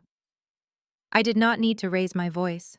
I did not need to defend myself against their earlier ridiculous accusations. My brilliant forensic accountants had handed me the ultimate heavy weapon, and the absolute best part of my revenge was that I did not even have to pull the trigger myself. They were pulling it for me, entirely destroying whatever tiny fragments of family loyalty they had left. The grand, elegant ballroom of the Waldorf Astoria faded away entirely as their pathetic screaming match intensified, marking the absolute end of their fraudulent, toxic empire. Jamal stood towering over the table, his massive frame shaking with a quiet, dangerous energy that commanded absolute attention. He looked down at the highlighted bank statements and then shifted his dark, intense gaze directly back to his terrified wife. For the past 2 years, Amanda Jamal began, his voice eerily calm despite the violent, raging storm inside him. "I have barely slept a single night. I completely missed major holidays and important birthdays. I woke up at 4 in the morning every single day, sweating and terrified because I actually thought my commercial real estate developments were completely failing. I genuinely thought my projects were going under due to a rapidly shifting global economy. I heavily blamed myself for the massive financial shortfalls, thinking I had simply made terrible business decisions. I sat completely alone in my dark corporate office late at night, staring at empty, complicated spreadsheets, desperately wondering how I was going to afford to pay my hard-working construction crews. But it was absolutely not the volatile housing market, was it, Amanda? It was not the unpredictable supply chain delays or the extremely expensive union worker strikes that were rapidly destroying my company from the inside out. It was you. You and your incredibly manipulative mother were deliberately forging expensive vendor invoices and secretly siphoning millions of hard-earned dollars right out of my corporate escrow accounts, just so you could successfully play high society dress-up. Amanda physically shrank back away from him, her lower lip trembling violently as the sheer massive magnitude of her absolute betrayal was finally laid completely bare. "Jamal, baby, please!" she loudly sobbed desperately, reaching out with a shaking, manicured hand to softly touch his expensive suit sleeve. "You have to understand the immense crushing social pressure I was constantly under. My mother confidently told me it was completely fine. She explicitly said you made so much money that you would never even notice a few missing electronic bank transfers. We were just desperately trying to maintain our pristine elite social image. Our wealthy friends expect us to live a certain glamorous way. I only took the money because I deeply wanted you to be incredibly proud of the beautiful, luxurious life we were successfully building together." Jamal aggressively pulled his muscular arm away quickly, as if her physical touch would instantly burn his skin with hot, intense, blazing bright fire. Proud of our beautiful life, he loudly repeated a bitter, dark, humorless laugh, quickly escaping from his broad chest. "You stole the money directly from my loyal, dedicated employees to secretly pay off illegal underground gambling debts and eagerly buy ridiculous designer sports cars, Amanda. You literally stole the food right out of the mouths of my honest construction workers, just so you could quickly buy more flashy diamond necklaces. You absolutely did not build a loving partnership or a successful life with me. You simply fed off my absolute physical exhaustion like a greedy, hungry, terrible, dark, dangerous parasite. You happily watched me slowly drown in crippling anxiety while you eagerly drank expensive imported champagne on luxury private jets." He angrily turned his furious, blazing eyes directly toward Brenda and Richard, who were both standing completely silent, paralyzed by the absolute total destruction of their carefully constructed fraudulent lies. "You two are absolutely sickening." Jamal loudly spat, his deep, powerful voice ringing clearly with pure, unadulterated disgust. "You happily invited me into your expansive, beautiful home. You warmly called me your beloved son. You actively convinced me to deeply intertwine my highly successful, legitimate-owned commercial real estate business with your entirely fraudulent family estate under the completely fake guise of protecting generational wealth. You just desperately needed a brand new golden goose to blindly fund your pathetic, empty, luxurious lifestyle because you were already completely broke. You heavily judged Sydney for permanently walking away from this horrible, toxic nightmare, but she was the only truly intelligent person in this entire miserable fake family. She saw exactly who you truly were 14 long years ago, and she had the absolute incredible courage to completely escape. I was just entirely too incredibly foolish and deeply blinded by your fake smiles." The heavy, suffocating, incredibly tense silence at our reserved VIP table was briefly broken only by the soft, romantic jazz music still playing quietly from the grand stage. Jamal took a deep, ragged breath, his broad, powerful chest rising and falling heavily as he finally decided to let go of the massive emotional burden he had been carrying for years. He slowly reached down with his right hand and firmly grasped the thick gold wedding band resting securely on his left hand. Amanda gasped incredibly loudly, her heavily mascaraed eyes widening completely in pure, absolute, dark, terrible, blinding terror as she suddenly realized exactly what he was about to do. "Jamal, no!" she screamed, her voice cracking. "Please, do not do this right now. We can completely fix it. I will quickly sell all the expensive cars." Jamal did not even hesitate for a single second. He aggressively pulled the heavy, solid gold ring completely off his finger and firmly dropped it onto the crisp white hotel table linen surface. It landed with a sharp, heavy metallic clink right next to the thick stack of forensic accounting documents.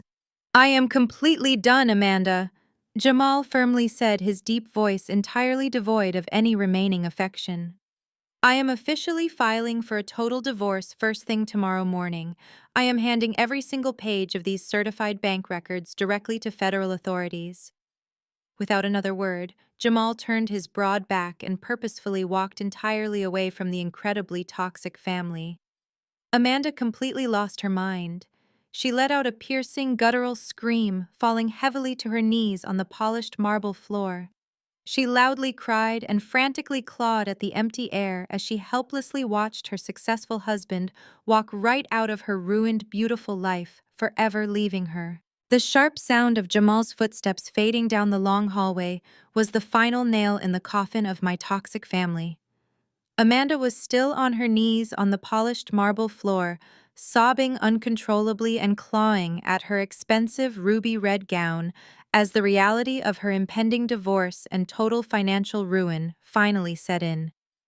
But my attention was entirely focused on my father. Richard looked like a man who had just been forcefully shoved out of an airplane without a parachute.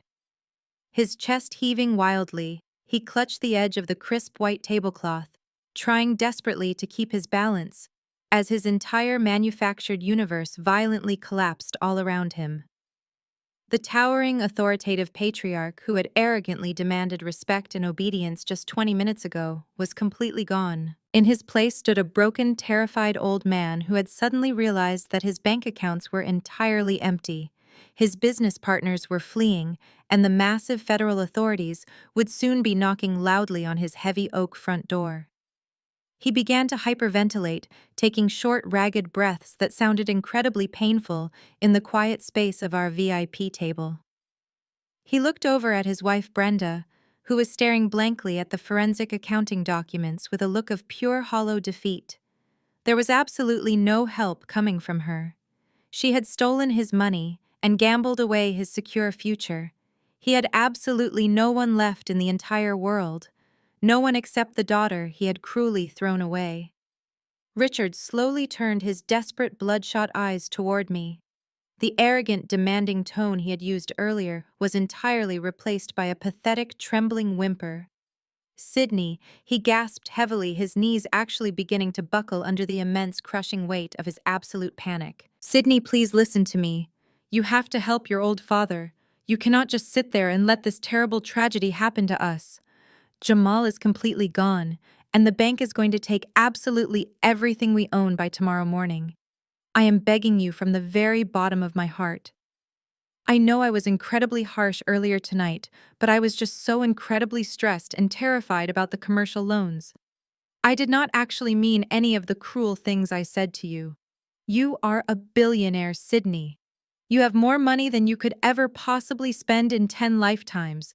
I do not need the full $3 million anymore. Just give me $1 million. Just one single million, so I can stop the immediate foreclosure on the family estate and keep a basic roof over my head. I am an old man, Sydney. You cannot let your own flesh and blood become completely homeless." He was literally crying now. Actual heavy tears were rapidly streaming down his wrinkled face, soaking into the stiff white collar of his cheap, rented tuxedo. It was an incredibly pathetic sight to behold, but I felt absolutely no pity for him. He was expertly weaponizing his tears, trying to manipulate my basic human empathy. He was desperately playing the ultimate guilt card, attempting to use our shared biology as a massive heavy club to beat me into financial submission. "Blood is always thicker than water, Sydney." Richard sobbed loudly, his hands shaking violently as he reached across the table, trying to grab my hand. "You are my biological daughter. Deep down inside, you know that family is the most important thing in the world. You cannot just turn your back on your own father when he is actively drowning. I gave you life, Sydney. I raised you in a safe neighborhood. I know I made some terrible mistakes, but I am still your dad. Please, just write me a check for $1 million. You will not even miss the money. It is just a tiny drop in the bucket for your massive medical technology company. If you do not help me right now, Brenda and I are going to end up sleeping on the freezing city streets. You cannot be that incredibly heartless. You simply cannot let your own family die in poverty." I sat perfectly still, simply watching him grovel and humiliate himself in front of the surrounding wealthy gala guests. I did not pull my hand away, because he was too afraid to actually touch me. He just hovered his trembling fingers over the white tablecloth, weeping and hyperventilating like a terrified child. It was the ultimate display of staggering hypocrisy. This was the exact same man who had coldly watched me freeze on a snowy porch. This was the same man who had refused to co-sign a tiny student loan because he thought I was a terrible financial investment. Now he was openly begging for $1 million handout, claiming that family loyalty demanded my immediate sacrifice. I let the heavy silence stretch out for a long, uncomfortable minute, allowing him to fully experience the agonizing desperation of sitting completely at my mercy. I wanted him to feel exactly how I felt when I was 18 years old, standing in his beautiful living room, begging for a single tiny chance at a successful future. "You want to talk about blood, Richard?" I finally asked, my voice incredibly calm and completely devoid of any emotional attachment. "You want to stand there and loudly preach about how blood is thicker than water?" That is an absolutely fascinating argument coming from a man who allowed his new wife to systematically abuse his own child for 16 years. You did not seem to care very much about our shared biology when you chose to miss 14 consecutive birthdays so you could eagerly buy expensive presents for your stepdaughter. You did not care about blood when you listened to that voicemail and let Brenda call me a massive, unfortunate mistake. Richard let out another loud, pathetic sob, wiping his runny nose on the sleeve of his suit jacket. "I was completely wrong, Sydney," he aggressively cried, nodding his head frantically. "I was a terrible father to you, and I deeply regret every single mistake I ever made. I will spend the rest of my life trying to make it up to you if you just give me this one single loan. I promise I will be the loving father you always deserved. I will leave Brenda. I will do absolutely anything you want me to do. Just please do not let the aggressive private equity firm take my beautiful house. I built that incredible estate with my own two bare hands. It is my entire legacy. You cannot let some faceless corporate entity destroy everything I have ever worked for. I will do whatever it takes to earn your forgiveness, but you simply must help me survive this catastrophic weekend. Please, Sydney, please save me." I listened to his desperate, ragged breathing echoing loudly across the table. Richard was practically folded in half, sobbing heavily into his hands and begging for $1 million to save his estate. He truly believed his theatrical display of fatherly grief would magically erase 14 years of emotional neglect. But as I sat there watching his tears literally hit the crisp white tablecloth, I felt absolutely nothing but cold, satisfying clarity. There was no remaining anger inside me. There was no lingering childhood trauma begging for his validation. I was entirely free. "Richard," I said, my voice slicing cleanly through his wet sobs, "you are deeply misunderstanding the fundamental reality of this situation. You are sitting here begging me to write a massive charity check to stop a ruthless private equity firm from seizing your beloved family estate. You are asking me to step in and save you from the bad financial wolves who bought Jamal's defaulted commercial real estate loans." I slowly reached down into my designer evening bag for the final time tonight, my fingers securely wrapped around the thick, heavy spine of a large legal portfolio. I pulled it out and placed it gently onto the table. It was a massive black leather-bound legal binder. Its presence alone commanded fear. The front cover was securely fastened closed with a thick, bright red wax seal stamped with an elegant corporate crest. It looked incredibly official and incredibly dangerous. I pressed my manicured fingers against the smooth, dark leather and slowly slid the heavy binder across the white linen tablecloth. It moved with a soft, sliding sound, stopping directly in front of Richard's trembling hands. Richard slowly lifted his tear-stained face and stared down at the imposing black binder. His bloodshot eyes darted back and forth between the thick red seal and my perfectly calm face. He let out a shaky breath, wiping his runny nose on the back of his hand. "What is this, Sydney?" he whispered, his voice filled with a desperate, fragile hope. "Is this a new loan agreement? Did you have your corporate lawyers draft a formal bridge loan contract for me? I will sign absolutely anything you want me to sign right now. I do not care about the interest rates. He eagerly reached out with shaking fingers to break the red wax seal, but I immediately held up my hand to stop him. Do not break that seal just yet, Richard, I commanded smoothly, leaning back in my comfortable chair. Before you open that binder, we need to have a very quick educational lesson about exactly how the modern financial world operates. When a massive commercial real estate development suddenly defaults on a multi-million-dollar loan, the original bank gets incredibly nervous.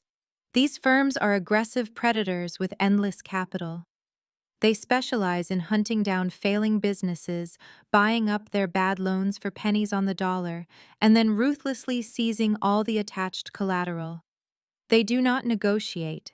They do not care about your family legacy or your beautiful house. They only care about total absolute ownership. Richard stared at me, terrified by my cold, clinical explanation of his impending doom. Why are you telling me this?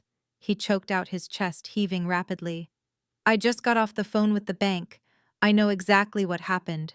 I know a massive, aggressive firm just bought all of our debt 20 minutes ago. That is exactly why I am begging you for the money, Sydney. We have to pay them off completely by 8 o'clock tomorrow morning, or they are going to physically lock us out of our own home. I smiled, a bright, beautiful, genuine smile that finally reached all the way to my eyes. I gently tapped my index finger against the smooth white tablecloth, drawing his full attention directly to my hand. Richard, I said, my tone perfectly light and conversational, you are still completely missing the entire point. I am not going to write you a check for $1 million to pay off that aggressive private equity firm. I am not going to bail you out of this massive financial disaster. Brenda let out a loud, miserable wail from the other side of the table. Richard looked like he was about to physically vomit right there on the elegant floor. But why Sydney? He begged, his voice cracking horribly. Why show me this big legal binder if you are not going to help me? What exactly is inside this heavy folder? Because, Richard, I replied, my voice dropping to a powerful, commanding register that echoed with absolute finality. I do not need to pay off the private equity firm that bought your debt tonight. I am the private equity firm. The words hung in the air, heavy and lethal, like a descending guillotine blade swinging down. Richard entirely stopped breathing. His jaw went completely slack, and his eyes widened in sheer, unadulterated horror as his brain violently struggled to process the devastating reality of my statement. I gestured gracefully toward the heavy black binder sitting directly in front of him. That red seal is the official corporate crest of Bennett Holdings Limited Liability Company. I stated, clearly enunciating every single syllable for maximum impact. When my forensic accountants told me you were completely bankrupt, I did not just sit back and laugh. I immediately mobilized my entire legal acquisitions team. I did not come to this charity gala tonight to simply reject your pathetic pitch, Richard. I came here to personally watch you completely self-destruct right before my eyes. The corporate entity that aggressively purchased Jamal's massive defaulted loans, the ruthless firm that successfully enacted the immediate acceleration clause, the merciless company that currently holds the exclusive legal rights to seize your sprawling luxury estate, your bank accounts, and your expensive cars is entirely owned and directly operated by me.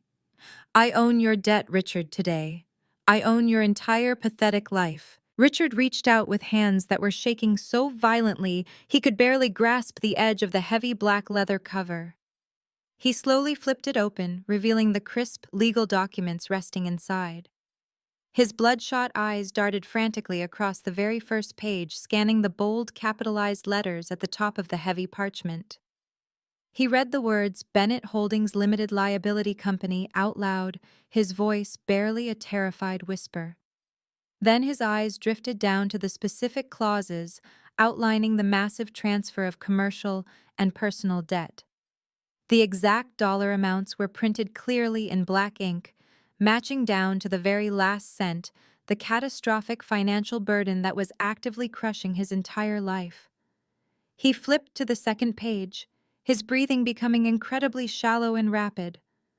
There he saw the highly detailed itemized list of every single physical asset that had been formally cross-collateralized to secure the original failing loans. He saw the exact address of his sprawling luxury estate. He saw the vehicle identification numbers for the expensive imported sports cars sitting in his massive driveway. He saw the specific routing numbers for his completely drained executive bank accounts. The undeniable reality of his absolute total ruin was staring him right in the face, printed on flawless legal paper with my corporate seal heavily stamped at the very bottom of every single page. The trap had not just successfully closed around his ankle, it had completely swallowed him whole. He looked up from the terrifying legal documents and stared at me with an expression of pure, unadulterated dread. He finally understood the massive, terrifying scope of what I had actually done.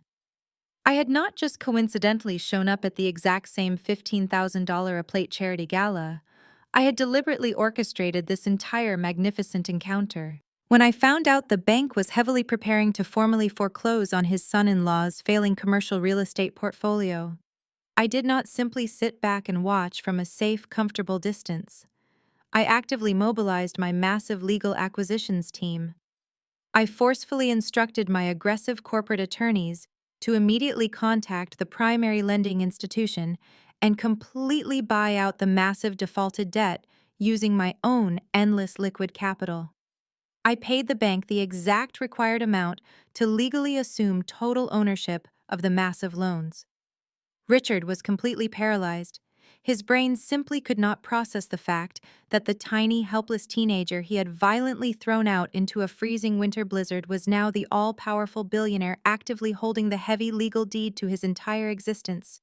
"But Sydney," he gasped, clutching his chest as if he were actively suffering a massive heart attack right there in the ballroom. "Why would you do this? Why would you spend millions of dollars to buy my toxic debt? You're going to lose all your money on these failing commercial properties." I leaned forward, resting my bare arms comfortably on the crisp white tablecloth. "I am absolutely not going to lose a single penny, Richard."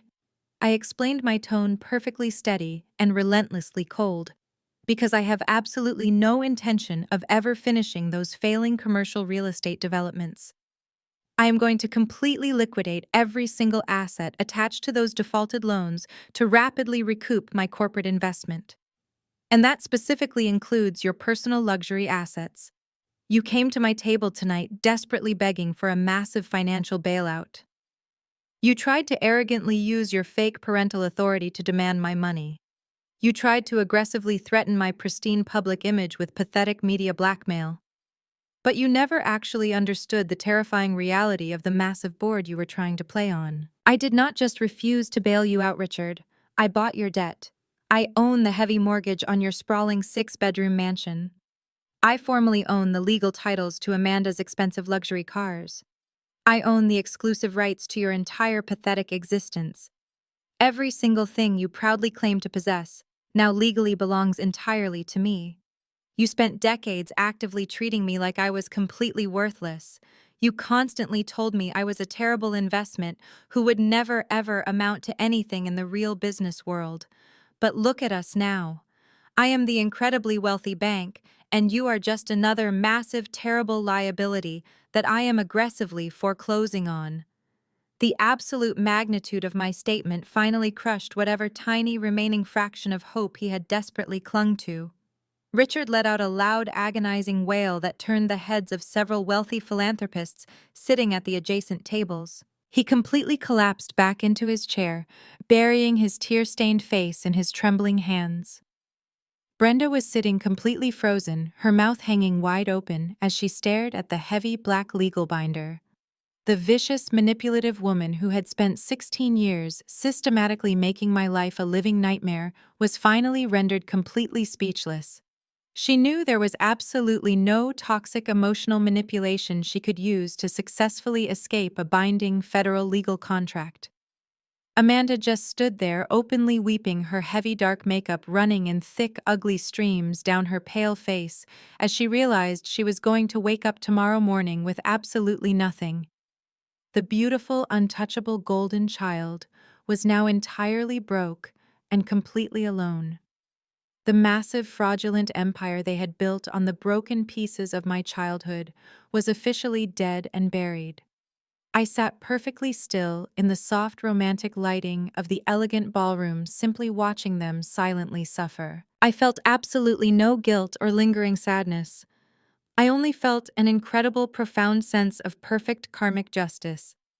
They had eagerly dug their own massive financial grave over the last 14 years with their absolutely boundless greed and their incredibly endless cruelty toward me. I was simply the one who finally stepped up and handed them the heavy legal shovel to finish the job. The heavy silence that had fallen over our table was suddenly violently shattered. Brenda, who had been sitting frozen in a state of absolute shock, finally snapped. The sheer magnitude of her complete defeat completely broke her fragile narcissistic mind. She realized with terrifying clarity that she had absolutely no manipulative cards left to play. Her stolen offshore accounts were exposed. Her wealthy son-in-law was gone. Her luxurious estate was entirely owned by the very girl she had mercilessly abused for 16 years. The perfectly crafted mask of the elegant high society matriarch violently peeled away, leaving behind nothing but a feral cornered animal. With a loud guttural scream that echoed terribly across the elegant ballroom, Brenda violently lunged directly across the crisp white tablecloth. Her sudden aggressive movement sent expensive crystal water glasses and silver flatware crashing loudly onto the polished marble floor.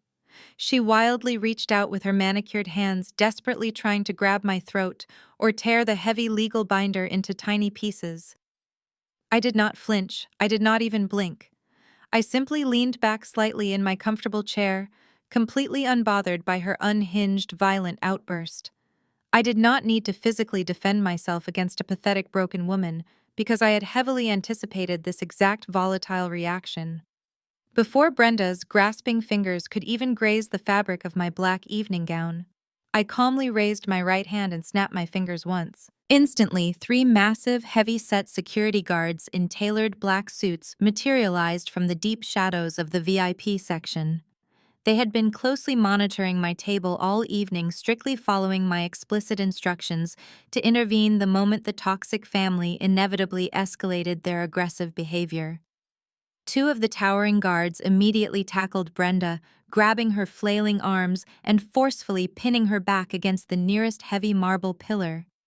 She thrashed wildly, kicking her expensive heels and screaming terrible, vicious profanities that made the nearby wealthy gala attendees gasp in absolute sheer horror. Richard completely panicked, seeing his wife being physically restrained by the massive security personnel. He foolishly jumped up from his chair and aggressively took a step toward the guards, shouting for them to immediately let her go. The third heavy-set guard instantly grabbed Richard by the shoulders of his cheap rented tuxedo and forcefully slammed him right back down into his seat. The guard stood directly behind him, pressing a heavy, firm hand onto Richard's, shaking shoulder completely immobilizing the ruined patriarch. Amanda, who was already kneeling on the floor, sobbing over her shattered marriage, simply curled into a tight, miserable ball, completely paralyzed by the terrifying, chaotic scene unfolding around her. I slowly stood up from my chair, carefully smoothing out the front of my elegant gown. I reached across the messy, spilled water and safely retrieved my heavy black leather binder. I casually flipped past the massive commercial loan documents and the detailed forensic accounting reports until I reached the very last section of the legal portfolio. I pulled out a crisp, thick stack of formal legal papers, securely fastened with a heavy metal clip. I walked slowly around the table, stopping right in front of Richard, who was trembling under the heavy grip of the massive guard. I gently dropped the thick stack of legal papers directly onto his lap. "You really should read the entire portfolio before you completely lose your mind, Richard," I said, my voice projecting clearly over Brenda's muffled, furious screaming. "Those specific documents resting on your lap right now are your formal official eviction notices. They have already been formally signed by a federal judge and fully processed by the county sheriff's department. You, Brenda and Amanda, have exactly until 8 o'clock this coming Monday morning to completely vacate my luxury properties." Richard stared down at the official eviction notices, tears rapidly streaming down his pale, terrified face. "Where are we supposed to go, Sydney?" he openly sobbed, his voice breaking completely. "We have absolutely no money left. Our bank accounts are totally frozen. We cannot afford a cheap hotel room."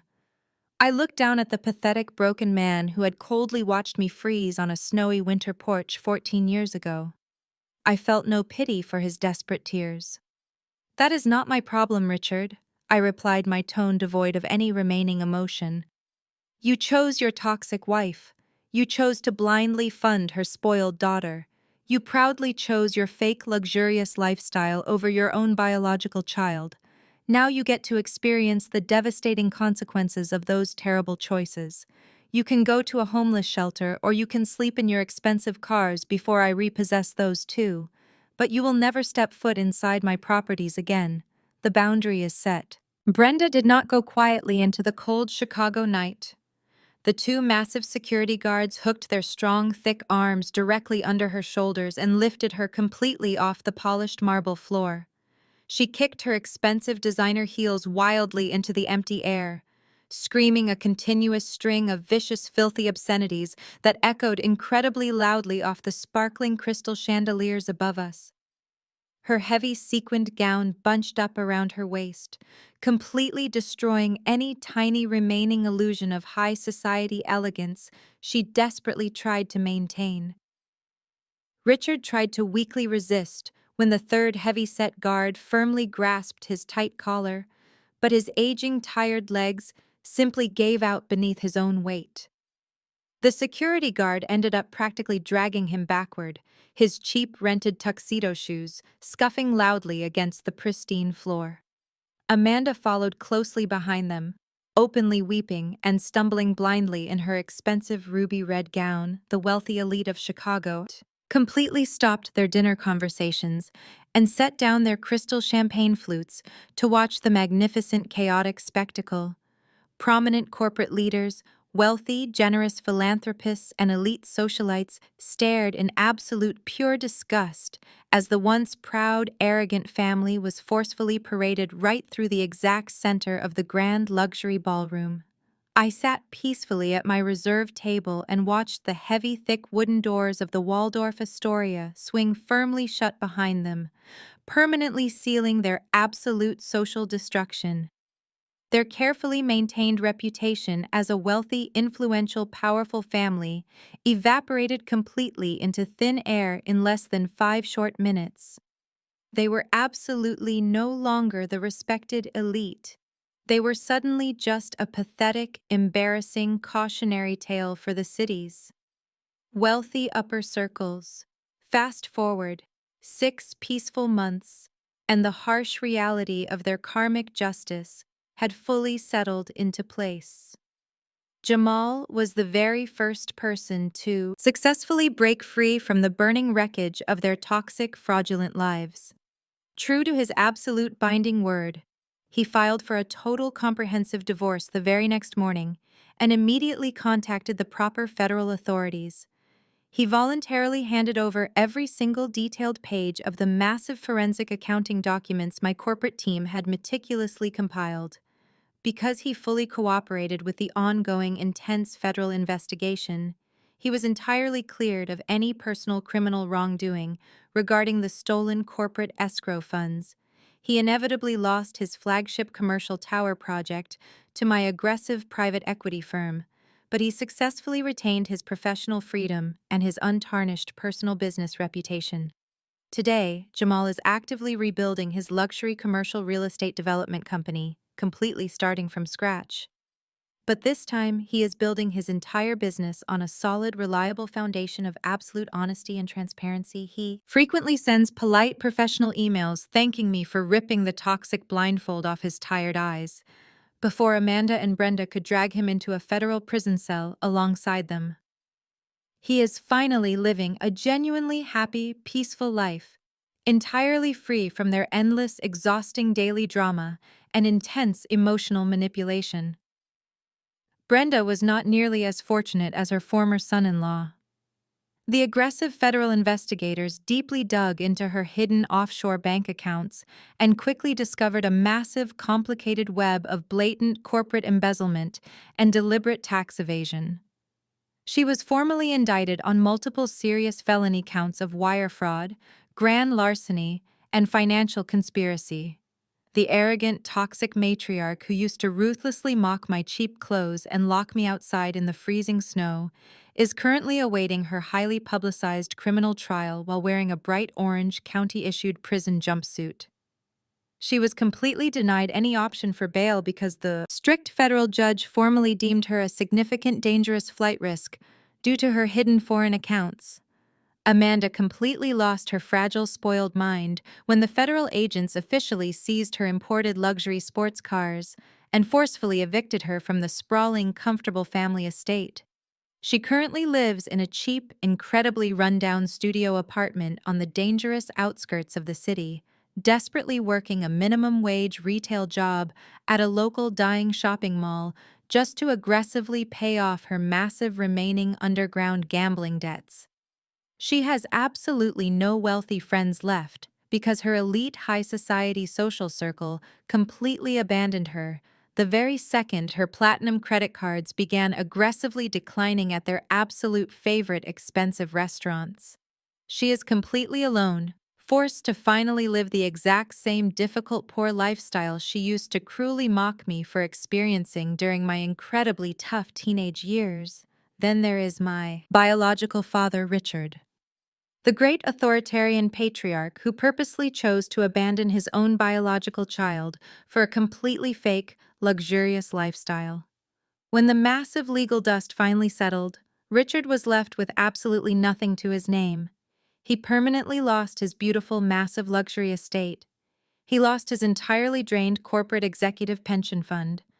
He lost his toxic, manipulative wife to the federal justice system, and his spoiled, arrogant stepdaughter completely blames him for their absolute devastating financial ruin.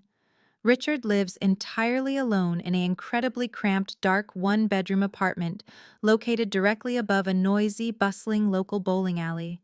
He has no luxury imported vehicles, no fancy exclusive country club memberships, and absolutely no important visitors ever. He spends his long, deeply depressing days constantly sitting entirely alone on a cheap, stained secondhand sofa, staring blankly at the peeling yellow wallpaper and deeply regretting the terrible, selfish choices that successfully led him to this miserable, isolated existence. He occasionally tries to call my main corporate office, leaving incredibly pathetic, weeping voicemails loudly begging for a second chance to be a real loving father.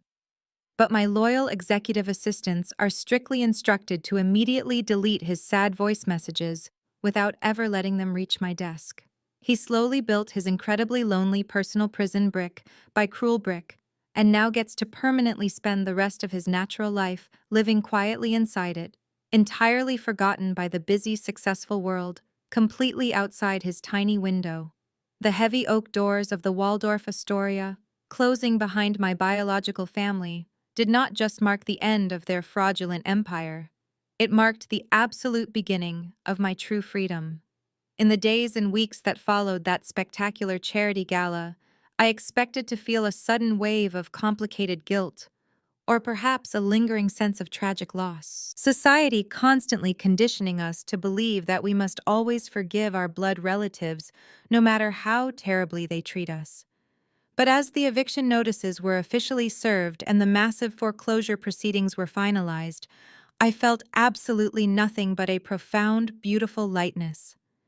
The dark, heavy cloud of childhood trauma that had followed me for 16 years had finally completely dissipated.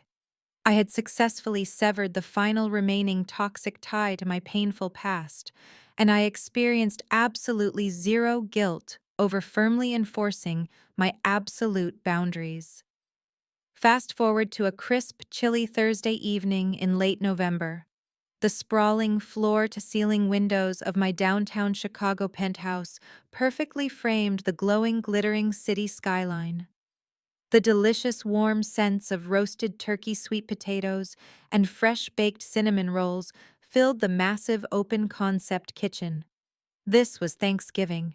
But it was absolutely nothing like the cold, silent, tense holidays I endured as a lonely child.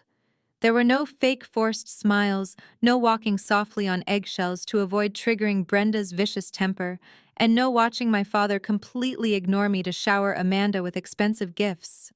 This beautiful space was overflowing with genuine, loud, joyful laughter and completely authentic love.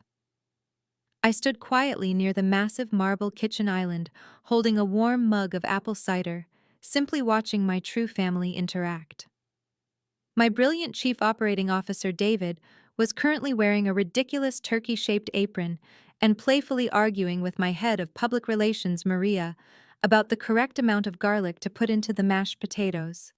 Sitting comfortably on the oversized plush leather sofa was my oldest, dearest friend Lauren, who had graciously let me sleep on her tiny dorm room floor during my absolute lowest moments in college. She was happily tossing small dog treats to my sweet rescue dog, a scruffy golden retriever mix named Barnaby, who was eagerly catching them right out of the air.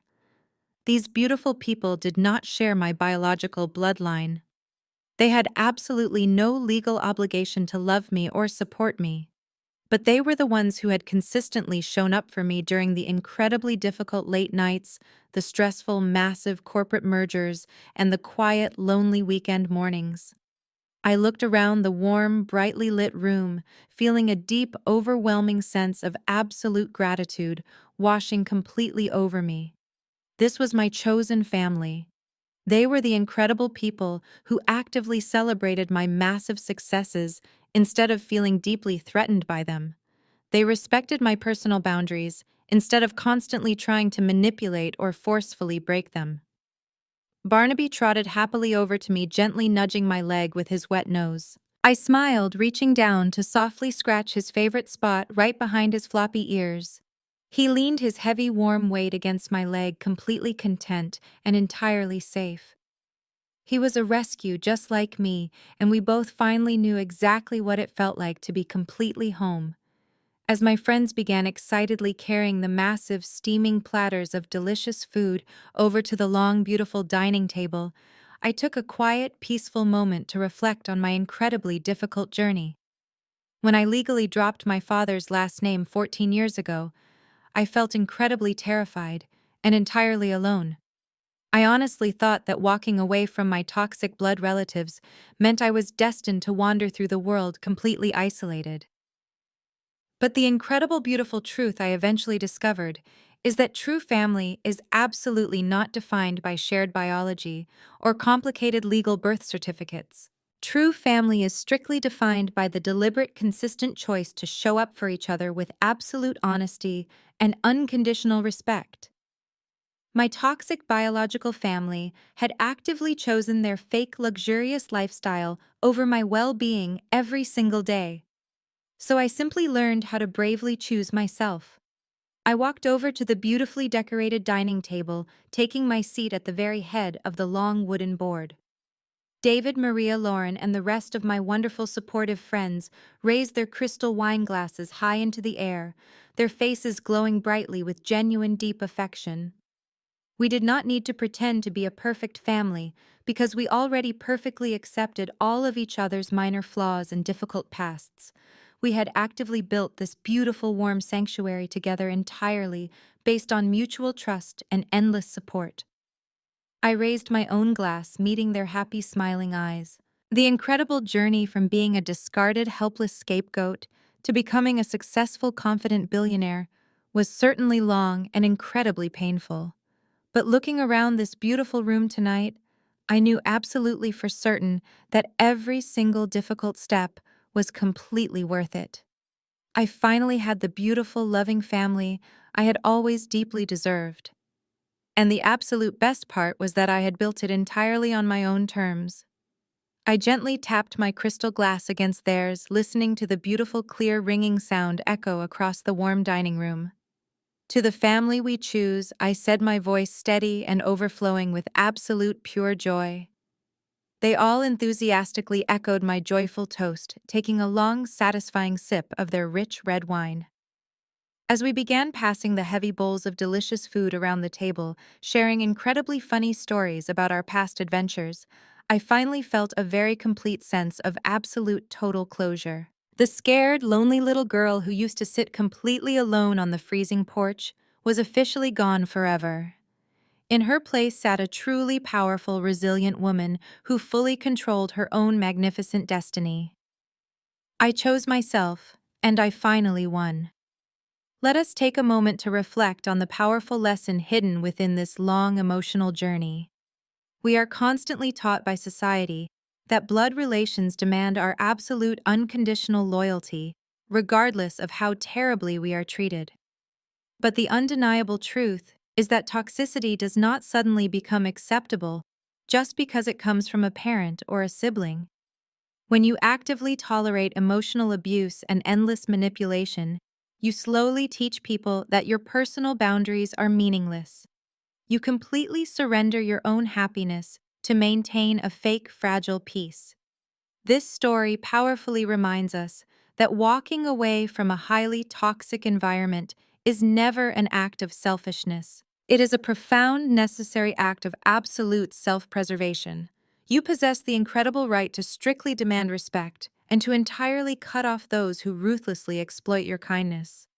When you bravely drop the heavy, agonizing baggage of your painful past, you create massive, beautiful space for genuine people to enter your life.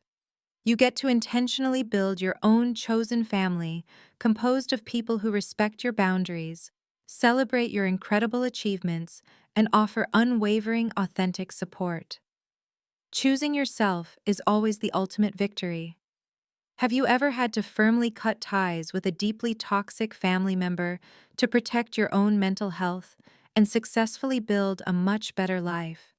I would love to read your inspiring personal stories of survival and strength in the comments section down below. Please let me know exactly where you are watching this video from today. If this incredible journey strongly resonated with your heart, please hit the like button and subscribe to the channel for more empowering stories of ultimate revenge and personal healing. Always remember that your true worth is completely and entirely defined by you and you alone.